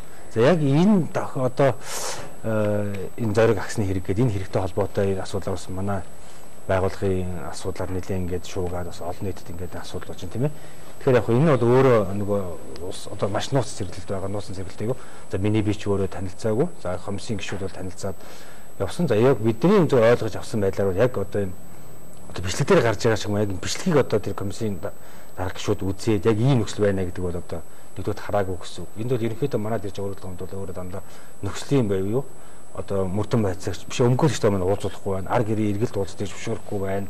За одоо усанд оруулахгүй байна. Харилцаа холбоо одоо тийм ар гэртэй холбоотой боломжийг хангах байна гэдэг ийм талын гомдол өгдлүүд ирж ирсэн. Тэрнээс яг одоо энэ бичлэгийг үзээч юм манайх тасан зогсоогүй байна гэдэг ийм асуудал нэгдүгээр байхгүй байна. Энэ бичлэгийг хийлэхдээ 2016 оны 9 сарын 1-ээс 8-ны хүртэл бичлэг одоо бичлэгэн дээр хэлсэн л дээ.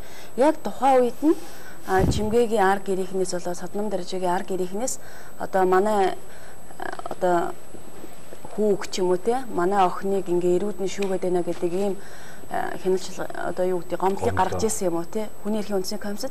За тэгэхээр яг энэ одоо тэр камер гэхэд одоо тэр камер гэхэд нэг 2000 оноос хойш юусоо ашиглагдахгүй болцсон тийм стандарт бус одоо тэр өрөөг хилээд байгаа байхгүй 2000 оноос хойш юусоо хүн хордоггүй байсан тийм өрөөнд аваачаад тэгэж одоо эрүүдэн шүүж яхад хүний эрхийн үндэсний комисс та бүхэн хаана байсан юм бэ гэж л асууж байгаа. За тий ойлгож байгаа.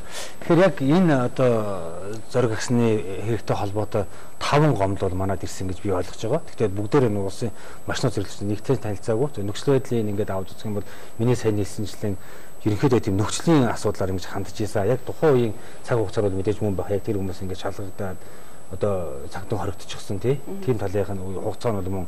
Гэхдээ энэ дээр нэг зүйлийг ойлгох нь хүний эрхийн комисс юу гэж яанахаар өөрөө бид түрүү ингэж зөндөө эхнийхс дээр ярьсан эрүүл шүүлт гэдэг өөрөө гэмт хэрэг юм аа. Тэр гэмт хэргийг бол шалгаж шийдвэрлэх субъектууд нь өөр тусгай эрх бүхий байгууллагууд байгаа байхгүй юу? Яг энэ хүний эрхийн комисс бол өөрөө одоо комиссийн хуулиар ингээ хориотой байгаа юм. Хүний эрхийн үндэсний комисс нь иргэдээс хүний эрх зохицсон талаар өөрөөр том хүлээж авч шийдвэрлэнэ гэчээд дараад нэг залгуулад ихтэй иргэний хэрэг маргаан буюу одоо мөрдөн байцаа хэрэг бүтэх шатанд байгаа хэрэг маргаан нэг шийдэхгүй. Эрүүдний шүүж байна гэдэг гомдол ирж байгаа юм уу те?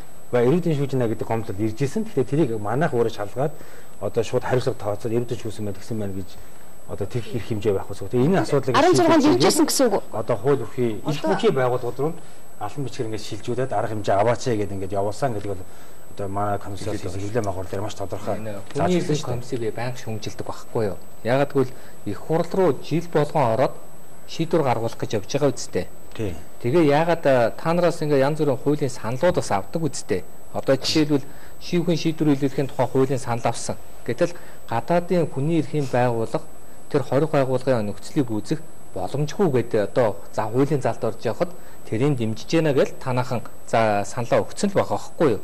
Энд чинь бүх байгууллагуудаас санал авч байгаа шүү дээ. Хоёрдугаарт нь одоо жишээлбэл тэр нэг Бадан Маргичааг нэг киноны хариулах аимшигтай зовсон шүү дээ. Тэр үед одоо бас миний санджаар би бас өмгөөлөгч байсан ингээл өмгөөлөгч болтгоо. Тэрийг манайхаа юусоо тоов. Одоо энэ нөгөө ард бацвах гэдэг хулгай хийгээл аваад ирлээ гэж хөөхий одоо тэр эрүүл мэндгүй болоод зовсон санжаа сүрэнгээд өмгөөлөгчийн үйлчлүүлэгчийн өмнөөс тамалдаг байсан байхгүй. Тийм учраас янз бүрийн хэрэг дээр өмгөөлөгч орж ирэхээс айдаг.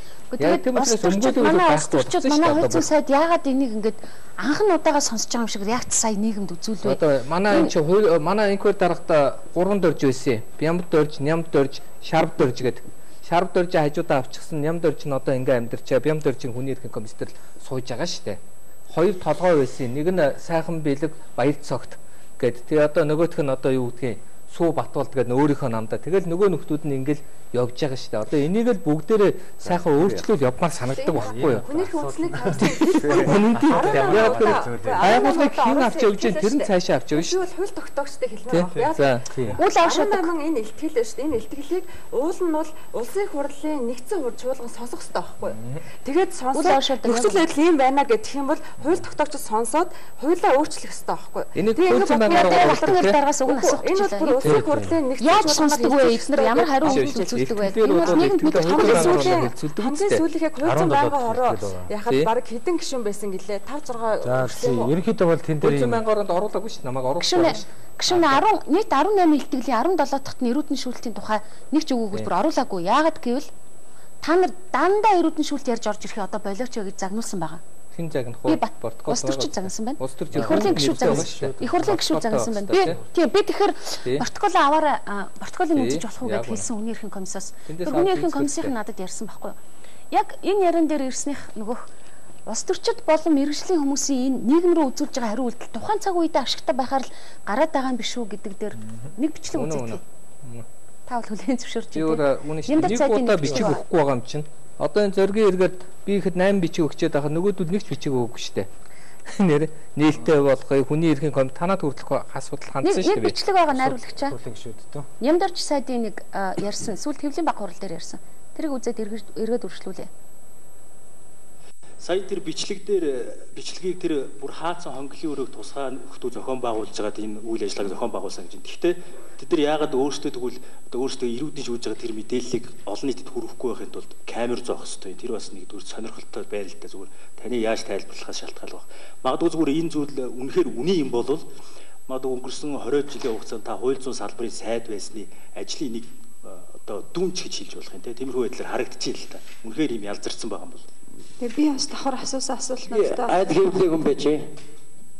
25 дуус өглөөс даваа. Чамаагүй мэднэ иймэрхүү юм яриад яваад байдаг гэж. Айд ярьж чамаагүй мэддэг бас юм аа энэ асуудлаар. Захиалгата ийм юм ярьдгийг чи би мэднэ шүү дээ. Энд бол надад тийм хувийн сонирхол байхгүй. Би энэ хэлмэгдүүлэлт энэ тарчлан зовох гэдгийг чи эсрэг байр суурьтай хуульж хүнэ. Би энэ багш нараар хичээл заалгасан. Миний ёс суртахуун, миний мэрэгжлийн ерөнхий философи энэ юм аа.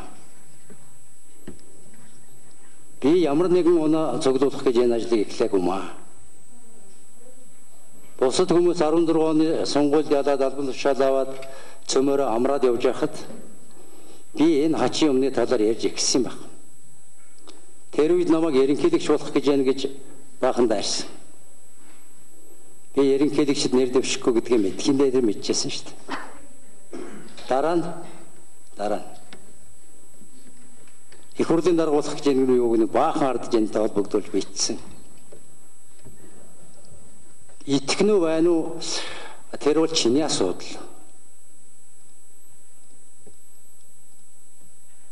Хэвлэлийнхний асуудал.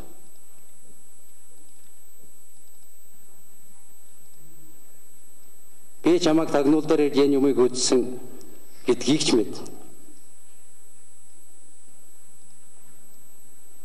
Захиалгата хамгаалах ажиллагаа өргөдөө гэдгийг ч мэдэн шүү. Ийм юм ярьж хэрэггүй л дээ. Энэ чинь болвол энэ Монгол хүний эрхийн төлөө асуудал юм л да. Ийм бузаргуулаа юм дахиж гаргуулахгүй тухай асуудал. Дахиж хязгаарч хөрс шуурандar хийгээгүй хэргийн төлөө хүнийг ийм босромг байдлаар тамлаж Монголын бүх хуулийн машинаар оруулж гаргадаг энэ системийг нураах ёстой гэж би үзээд яваад байгаа юм шүү дээ. Нэг зүйл дээр тантай санал нэг байна нэмдэр цайдаа ийм зүйлийг Монголд дахиж гаргахгүй байх тухай асуудал гэдэгтэй санал нэг байна. Гэхдээ хариу үйлдэл бид нар заавал эргэлзсэн асуултууд бол гархан дамжиггүй. Яг энэ цаг үед нийгмээс маш их гарч байна. За энэтэй холбогдуулаад нэг асуулт би шиг сайхан ойлж асуучих. Манай хуулийн байгууллагт ажиллаж байгаа хүмүүсийн хүний эрхийн ойлголт хэр зэрэг байна вэ? Одоо төвшнгөөр олон улсын төвшөнд энийг үнэлдэг юм болов уу? Яг нь ерөнхийдөө бол нэг яг хүний эрхийн асуудлаар Монгол улсын хуульчид одоо дэлхийн хуульчдын дотор тэнд явна гэж хэлэхэд бол төвхтэй л да. Гэхдээ олон улсын бас байгууллагууд World Justice Institute гэл тэднийхээ судалжил жил болгон ингээд юу гардаг. Одоо яг хуульчид шүүх засаглал нь ямар байна юу ингээд индексүүдээр ингээд гаргадаг. Тэндээс бол тодорхой ямар шатанд байгаа гэдгийг харах боломжтой. Ер нь бол яг өөхөр Монгол улсын одоо яг энэ хууль сахиулагч хуульчдын яг энэ эрүүдийн шүүхээс тэгээ одоо шүүхийг таслан зогсоох, урьсан сэргийлэх энэ чиглэлийн боловсролын чанар одоо хүртээмж маш хангалттай байгаа гэж бол бид нар дүгнэдэг. Тийм учраас энэ хүмүүст илүү их сайн сургалт өгөөч гэж хүсдэг. За яг энэний жишээгээ хэлэх юм бол та бүхэн санаж байгаа бол энэ олон нийтэд ил тод болсон мэдээлэл яг ялгаагүй зориг агсны хэрэгтэй холбоотой. Тухайн үедээ иргэний нэгэн байгууллагууд хэвлэл мэдээллийн хэрэгслэр ил тод болсон мэдээлэлээр тулгуурлаад Монгол улсад эрүүдийн шүүлт бодитоор оршоод байна шүү. Энийг засаж залруулаач гэж явж байсан. Булган гойг цагдаа хорьсон шүү дээ. Тэгээд цагдаа хорьсон нөхцөл нь ямар байсан гэхээр хурц гэрэлтэй байсан гэд тэрийг өөртөө хүлээн зөвшөөрсөн. Бие засах газар нь ил байна гэд тухайн үедээ яг тэр одоо байгууллагууд нь хэлжсэн. Яг тэр шүүхийн шийдвэр гүйцэтгэх байгууллагын нэг хүн юу гэж хэлсэн бэ гэхээр бидэнд төсөв байхгүй учраас ил байгаа бие засах газрыг одоо өөрчлөх боломж байхгүй гэж хэлж байгаа байхгүй. Энэ өөрөө тэр хүн хэр хүний эрхийн одоо боловсралтай байна вэ? Эрүүдэн шүүхийн одоо урьдчилан сэргийлэх хэр мэдлэгтэй байна вэ гэдгийг харагдаж байгаа байхгүй. олон нийтэд ээлтод байгаа мэдээллээрээ л тэд нар чинь дүнгээ тавиулж байна. Наад чинь бол та нар ингээд ийм сони юм яриад. Тэр хүний мэдлэг тэр байж байгаа төсөв тийм чинь тэр хүн хойсоо мөнгө гаргаж хийхгүй шүү дээ. Энийг та нар ингэ бодтой бүр өөр өнцгөөс яриад. Эмэгтэй хүн би засгаад төрнө гэдэг бол энэ өөрөө. Тэгээд тэр хүн чамлаараа хаагаад зогсож байгаа юм уу? Одоо хаахаас дарамт шаардлагатай бол дарамт шүү дээ. Наа чи энэ би нэг хоёрхан юм ярьчих. Энэ нямд орчгоон тухайд бол би ингэж боддгийг. Ингэж бодож байна. Өчигдөр яагаад ярихгүй өснийг ял асуух биш байхгүй юу? Өнөөдөр ярьж байгаа нь гавьяа шүү дээ. Тийм шүү дээ. Өчигдөр энэ ч яриаггүй өнөөдөр энэ ч яриаггүй шүү дээ. Энэ хүн л ярьж шүү дээ. Гэхдээ хүн биш. Өөр юм яриад байгаа. Нэгдүгээр сэтгүүлч ч юм уу биш. Яг энэ салбарыг 5 удаа хольж үздэг сайд. Тэгээд 5 харин энэ ч нэ шүү дээ. Өнөөдөр ярихын тулд өчигдрийг ашигласан байж болно шүү дээ.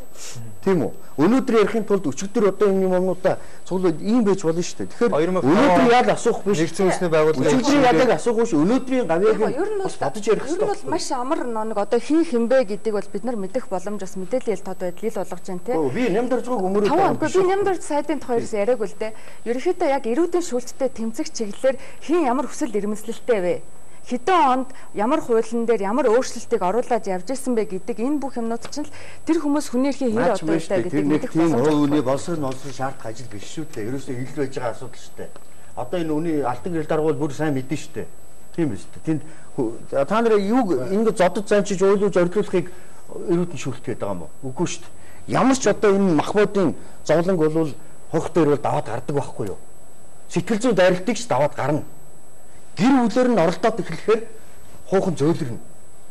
Тэр чинь тэр хашаа дагуулж хүүг шийдэх гэдэг чинь таны ярьж байгаа чинь бүгдээрээ тэр дарамтанд орж байгаа шүү дээ. Тэгэхээр зэрэг энийг төлхөө ярих хэрэгтэй. Энэ тамлдгийг бол зогсооч болно. Маш амархан.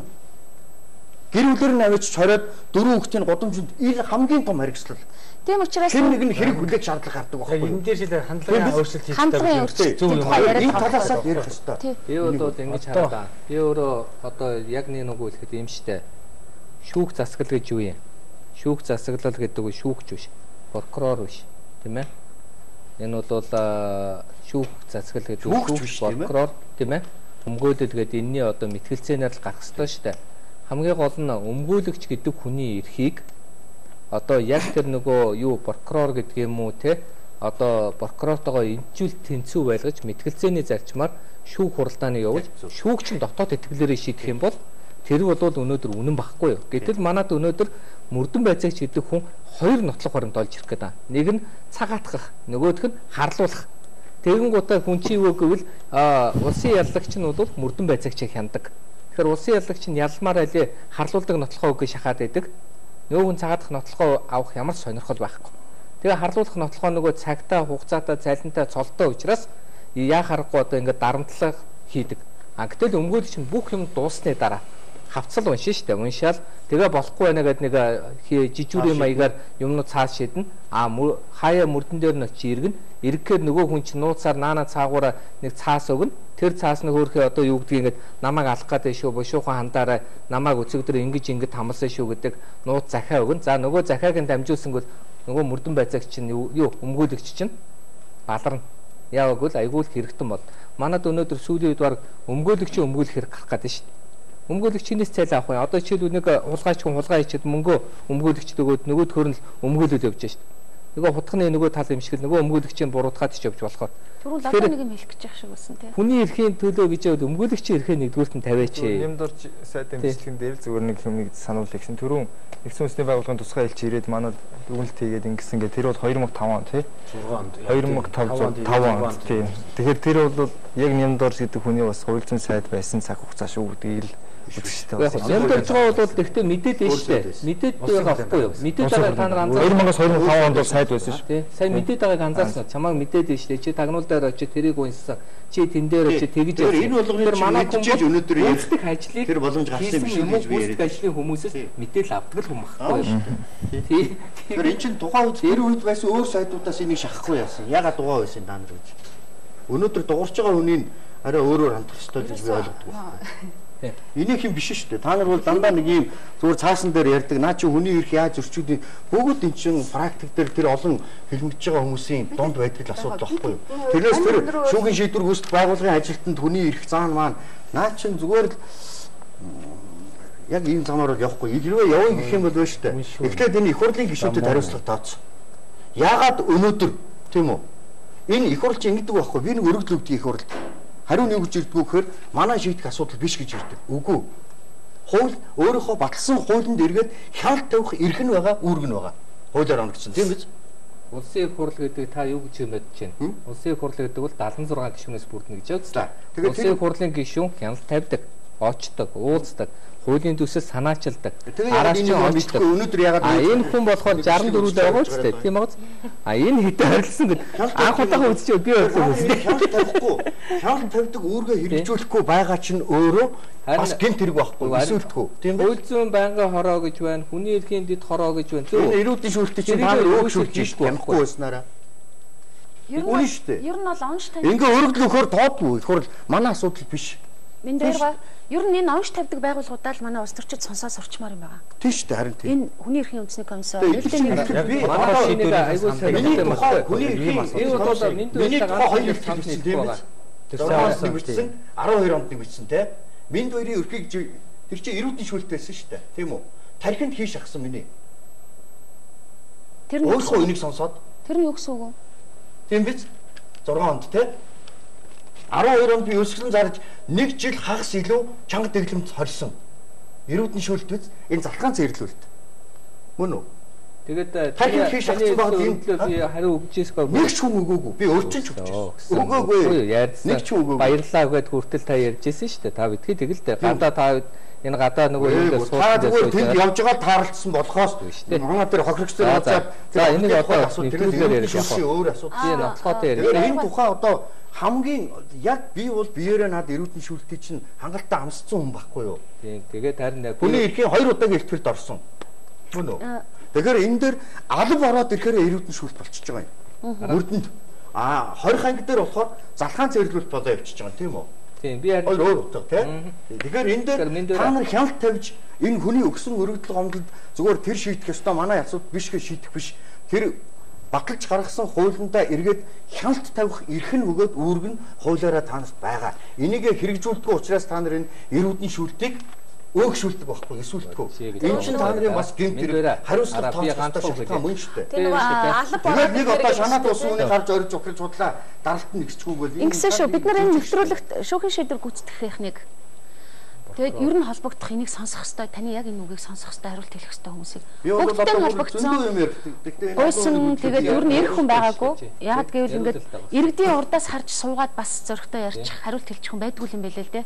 Тийм учраас бүрэлдэхүүн маань бас ийм болсон шүү. Гэхдээ манайд энэ одоо энэ ажил хариуцж байгаа хүмүүс үзэж байгаа байх гэж бодож чинь таны үгийг сонсож байгаа. Зөвхөн өнгөрсөн жилийн байдлаар хүний эрхийн үндэсний комиссд одоо цагдаа орох байранд хүний эрхийг зөрчиж байгаатай холбоотой 700 бишээ. Жилд 700 өргөдөл ирсний 50% нь энэ ийм төрлийн юм байд юм билээ. За тэгээ нэг хохирлын асуудал гарч ирнэ. Таны хохирлыг ер нь барагдуулсан уу? Энэ сэтгэл санаатай холбоотой юм уу? Дахин нөхөгч ял авсан гэдэгтэй. Тий, ял авсан. Гэхдээ ял авсан барагдуулах чинь эрүүдийн шүүлт тулгуурлахаар хохирлын асуудал ярьж болдгоо юм уу? Бишээ, эрүүдийн шүүлтээ нотлоод хууль шүүгээрээ яваад яг шүүлт мөн үү залхаалт уу гэдгээ эхлээд тогтоох хэрэгтэй байхгүй да. Би шүүлтээ тогтоогдуулдаг гэдэг гуруугаар яваа. Ер нь бол хооронд авсан бүх хүн болгосон цагт би хов зөөнө гэж. Тийм ээ. Одоо би хов зөөж эхэлж байгаа байхгүй юу? Тэгээд юм цаг хугацаа байна штэ. Тийм үү? Намайг ялсан шүүгчин дээд шүүхийн дарга байсан. Мөн үү? Одоо шүүхийн дарга байсан. Ерөнхий прокурор сая буудаг ерөнхий прокурор чинь улсын мөрдөн байцаа газрын дарга байсан. Би ямар ч хов зөөгөөд нэмэргүй байхгүй юу? Би тэнд 7 онд захиа бичсэн ил загт сонь дээр байна. Тийм учраас одоо би хов зөөж байгаа. Энэ дээр бол энэ улсын хурал, энэ парламент бол ер нь энэ эрүүдэн шүүлтээр хамгийн их ороотой олсууд та нар хяналт тавьдаг. Бид нар буруугүй. Бид нар яагаад гэвэл гүйцэтгэх засаг гэдэг хэрэгжүүлж байгаа хуулийн байгууллага гэж байна. Улсын хурал бол аргасан хуулиудаа хяналт тавих үүрэгтэй шүү дээ. Үүрэггүй. Бид нар хэрэгжилтийнх нь араас нь явдаг үүрэгтэй. Хуулийн дэвшин байгаа заяа.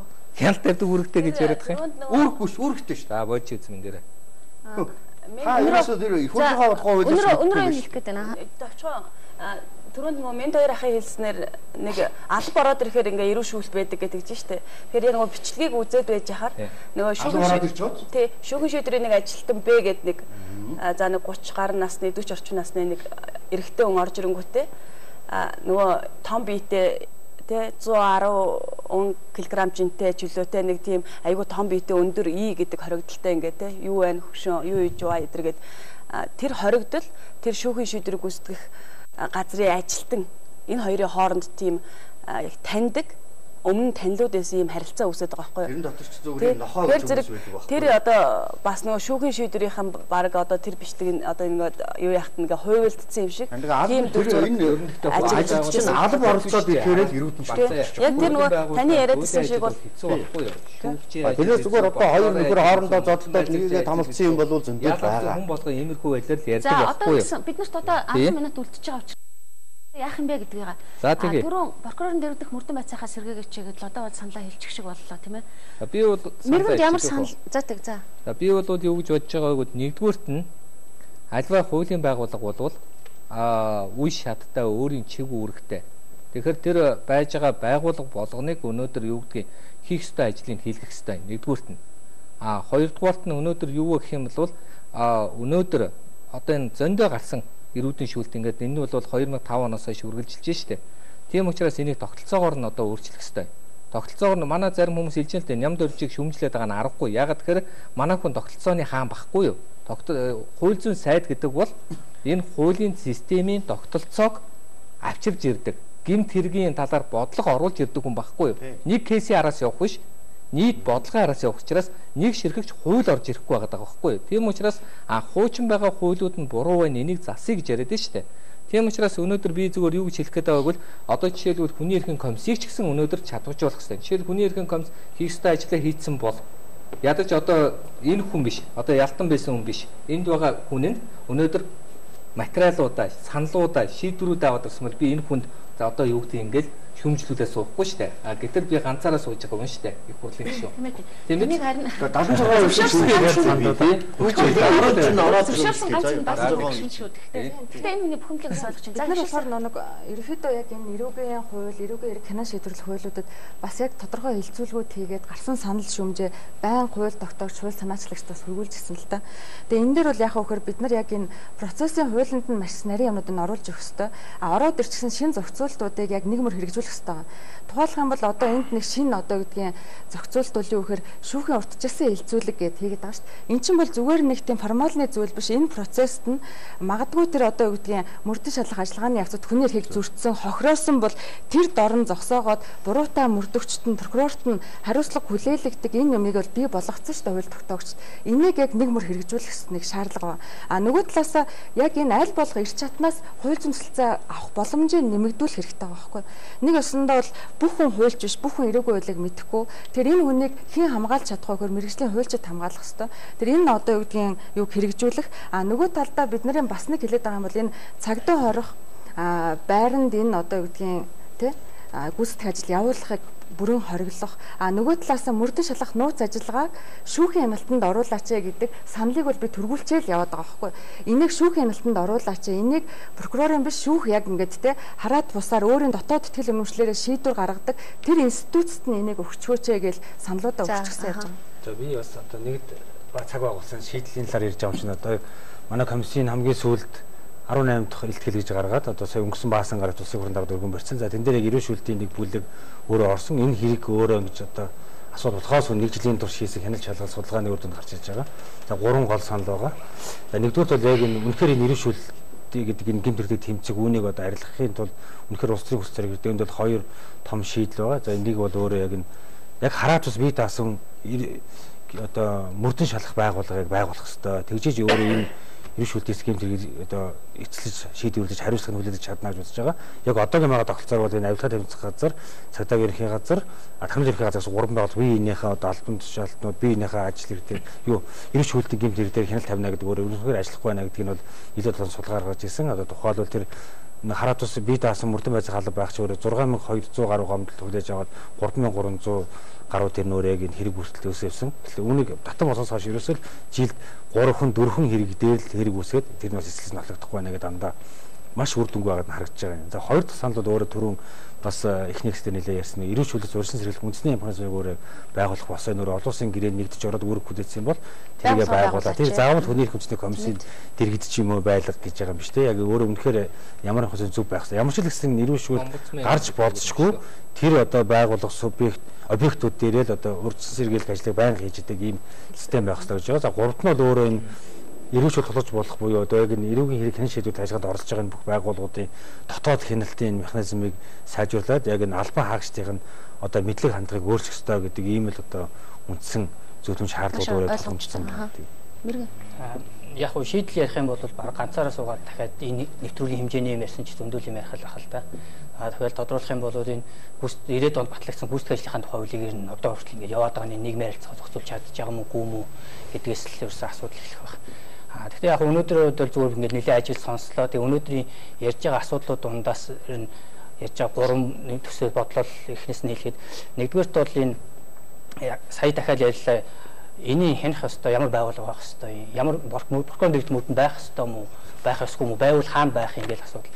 Өмнө нь прокурорын дэвтэр мөрдөнд байцаг халбаж байгаа тэр нь өөрөө цагдаагаа шүүхэ прокурор шал тусгай субъектүүдээ шалгаад явдаг байсан. Тэрийг одоо жишээ нь ажиллах тэмцэх газар дээр авчиад тавьчихаар ажиллах тэмцэх газар гэдэг маань өөрөө авилгын хэргийг шалгах чигүүрхтэй тэгвэр мэрэгсэн байгууллага. Гэхдээ яг нарийндээ ярих юм бол нэгдсэн үндэсний байгууллагын авилгын эсрэг конвенцийг хараад үзэх юм бол мөрдөн шалах хэрэгтэй ч байгууллага биш. Зүгээр соён гэгэрүүлэх авилгын эсрэг юм хийх ёс. Тэр соён гэгэрүүлэх ажлуудыг л хийх ёстой байгууллага. Тэгэхээр дээрээс нь авилгын тэмцэх газар маань өөрөө прокурор эднэр хэргийг шалгаж байгаа явцын прокурор ханих ёстой.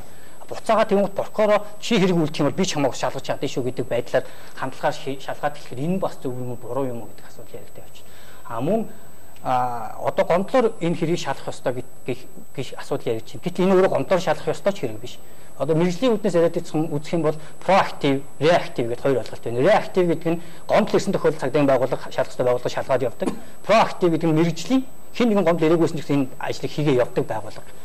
Тэгэхээр энэ байгууллага маань өөрөө магадгүй тэр мөрдөх албанч байд юм уу тэр байгууллага нь хад амигт жишээ нь хинч хохирогч байхгүй. Тэр хинч гомдол гаргахгүй. Авилга хохирч байхгүй. Хинч гомдол гаргахгүй.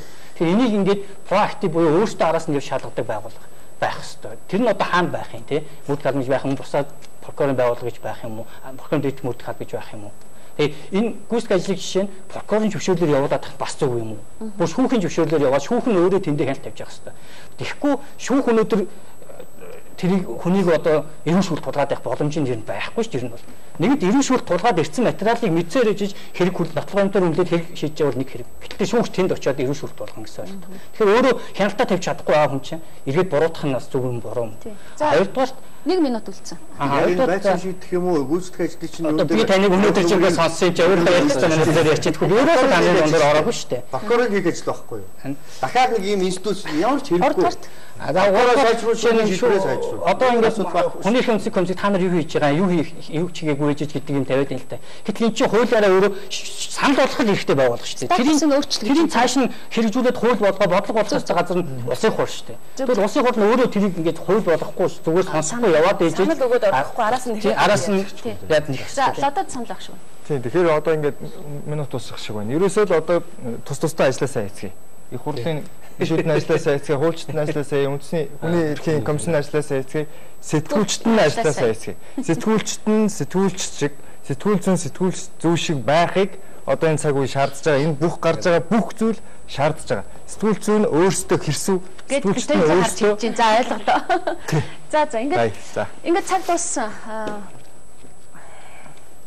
5 минут. За. Тэгээд ингэх юм байна. Энэ миний цаг 21:20. За. Тэгэхээр ерөөсөө одоо манай сэтгүүл зүй бол үйл явдал төвтэй байгаад байгаа юм. Үйл явдлыг дагаж явдаг. Өөрөөр хэлбэл юу болж тэн дээр очиж хамгийн түрүүнд мэдээллийн төлөө уралдаан болдог. Гэтэл сэтгүүл зүй өөрөө зоригтой тийм ээ бацаа их чинь.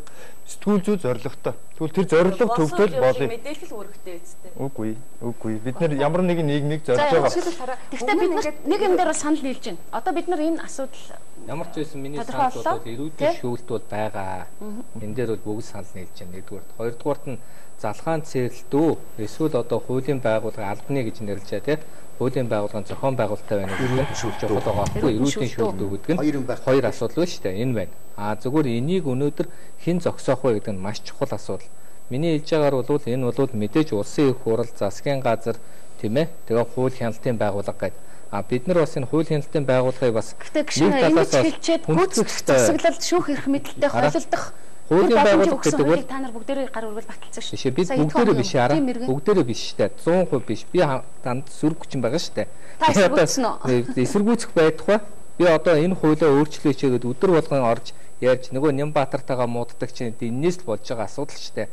Өдөр болгон гэж хэлэх нь аашаа одоо чуулган болгон дээр одоо хууль зүйн сайдыг харахаар нөгөө эрүүгийн хуулиа оруулаад ирээч, зөрчлийн хуулиа оруулаад ирээч, залсын янзлыг гэдэг. Нөгөө ганц гишүүний нэг бас тийм асуудал байна л да. Ярддаг. Тэгээ лобби бүлэг байгуулдаг, хуулиа өөргөө төслөө ордог. Нөгөөх нь ардын намд ашигтай байвал батлана. Ардын намд ашиггүй бол тэгэл нөхдүүд ингээл байхгүй штэ. За ингээд дуусгая гэж бодож байна. Тэгэхээр өнөөдөр бас бид нар нийгэмд яригдж байгаа сэдв. Гэхдээ нэг дорой суугаад нүр нүрээ хараад нэгийгээ сонсоод нөгөөх нь дэмжиж юм няцаагаад ярих нь чухал гэж боддог. Тийм учраас энэ хилцүүлгийн хэлбэр байдаг. Харамсалтай нь бидний асуултанд хариулах хэвээр хүмүүс бол ирээгүй. Бид нар маш олон хүмүүстэй холбогдох гэж хичээсэн. За улсын их хурлаас ганцхан та ирлээ. Танд баярлалаа. Буруу хүлээж авлаа. Тий. Гэхдээ энийг бас хүлээн зөвшөөрөх хэрэгтэй байхаа телевиз үзэж байгаа гишүүд маань байгаа бол энэ хүний эрхийн төлөө ажилладаг байгууллагуудаа сонсооч. За хуулаа бас гинт цочирдож огт байдаггүй байсан юм мэдж байгаа юм шиг царайлж тэрийгээ өөрсөндөө улс төрийн ашиг хонжоотой байдлаар ашиглах энэ явдал бол нийгэмд төдийлөн таалагдахгүй байна шүү. Энийг бас та бүхэн маань анзаарч үзээч. Тэгээ цаашдаа алдаа засах боломж бол та бүхэнд байгаа. Сэтгүүлч нар маань бас энийг л явна гэдгээ бас ярилцаж байна тийм ээ. За манай хуульчид бол мэдээлэл өгдөггүй байхгүй юу? Айгаад. Боловсролыг дэвшүүлэх ёстой гэдэгт хандлагыг өөрчлөх талаар ажиллах ёстой гэдэгтээ би маш сайн санал нэг байна. Өөрөөр хэлбэл хууль шүүхийн байгууллагт ажиллаж байгаа ажилтнуудын албан хаагч нарын хүний эрхийн талаарх ойлголтыг өөрчлөх, ажилдаа хандж байгаа хандлагыг өөрчлөх ёстой. Түрүүн тэр яригдж байна. Доор ажиллаж байгаа хүмүүс дээшээ мэдээлэл худлаа өгдөг шүү гэх бас зүйлч байхыг үгүйсэхгүй. За ингээд бидэн та хамт байсан та бүхэнд баярлалаа. Эх 7 хоногийн даваа гарагт тэмцэгтээ уулзцгаая баяр та. Баярлалаа.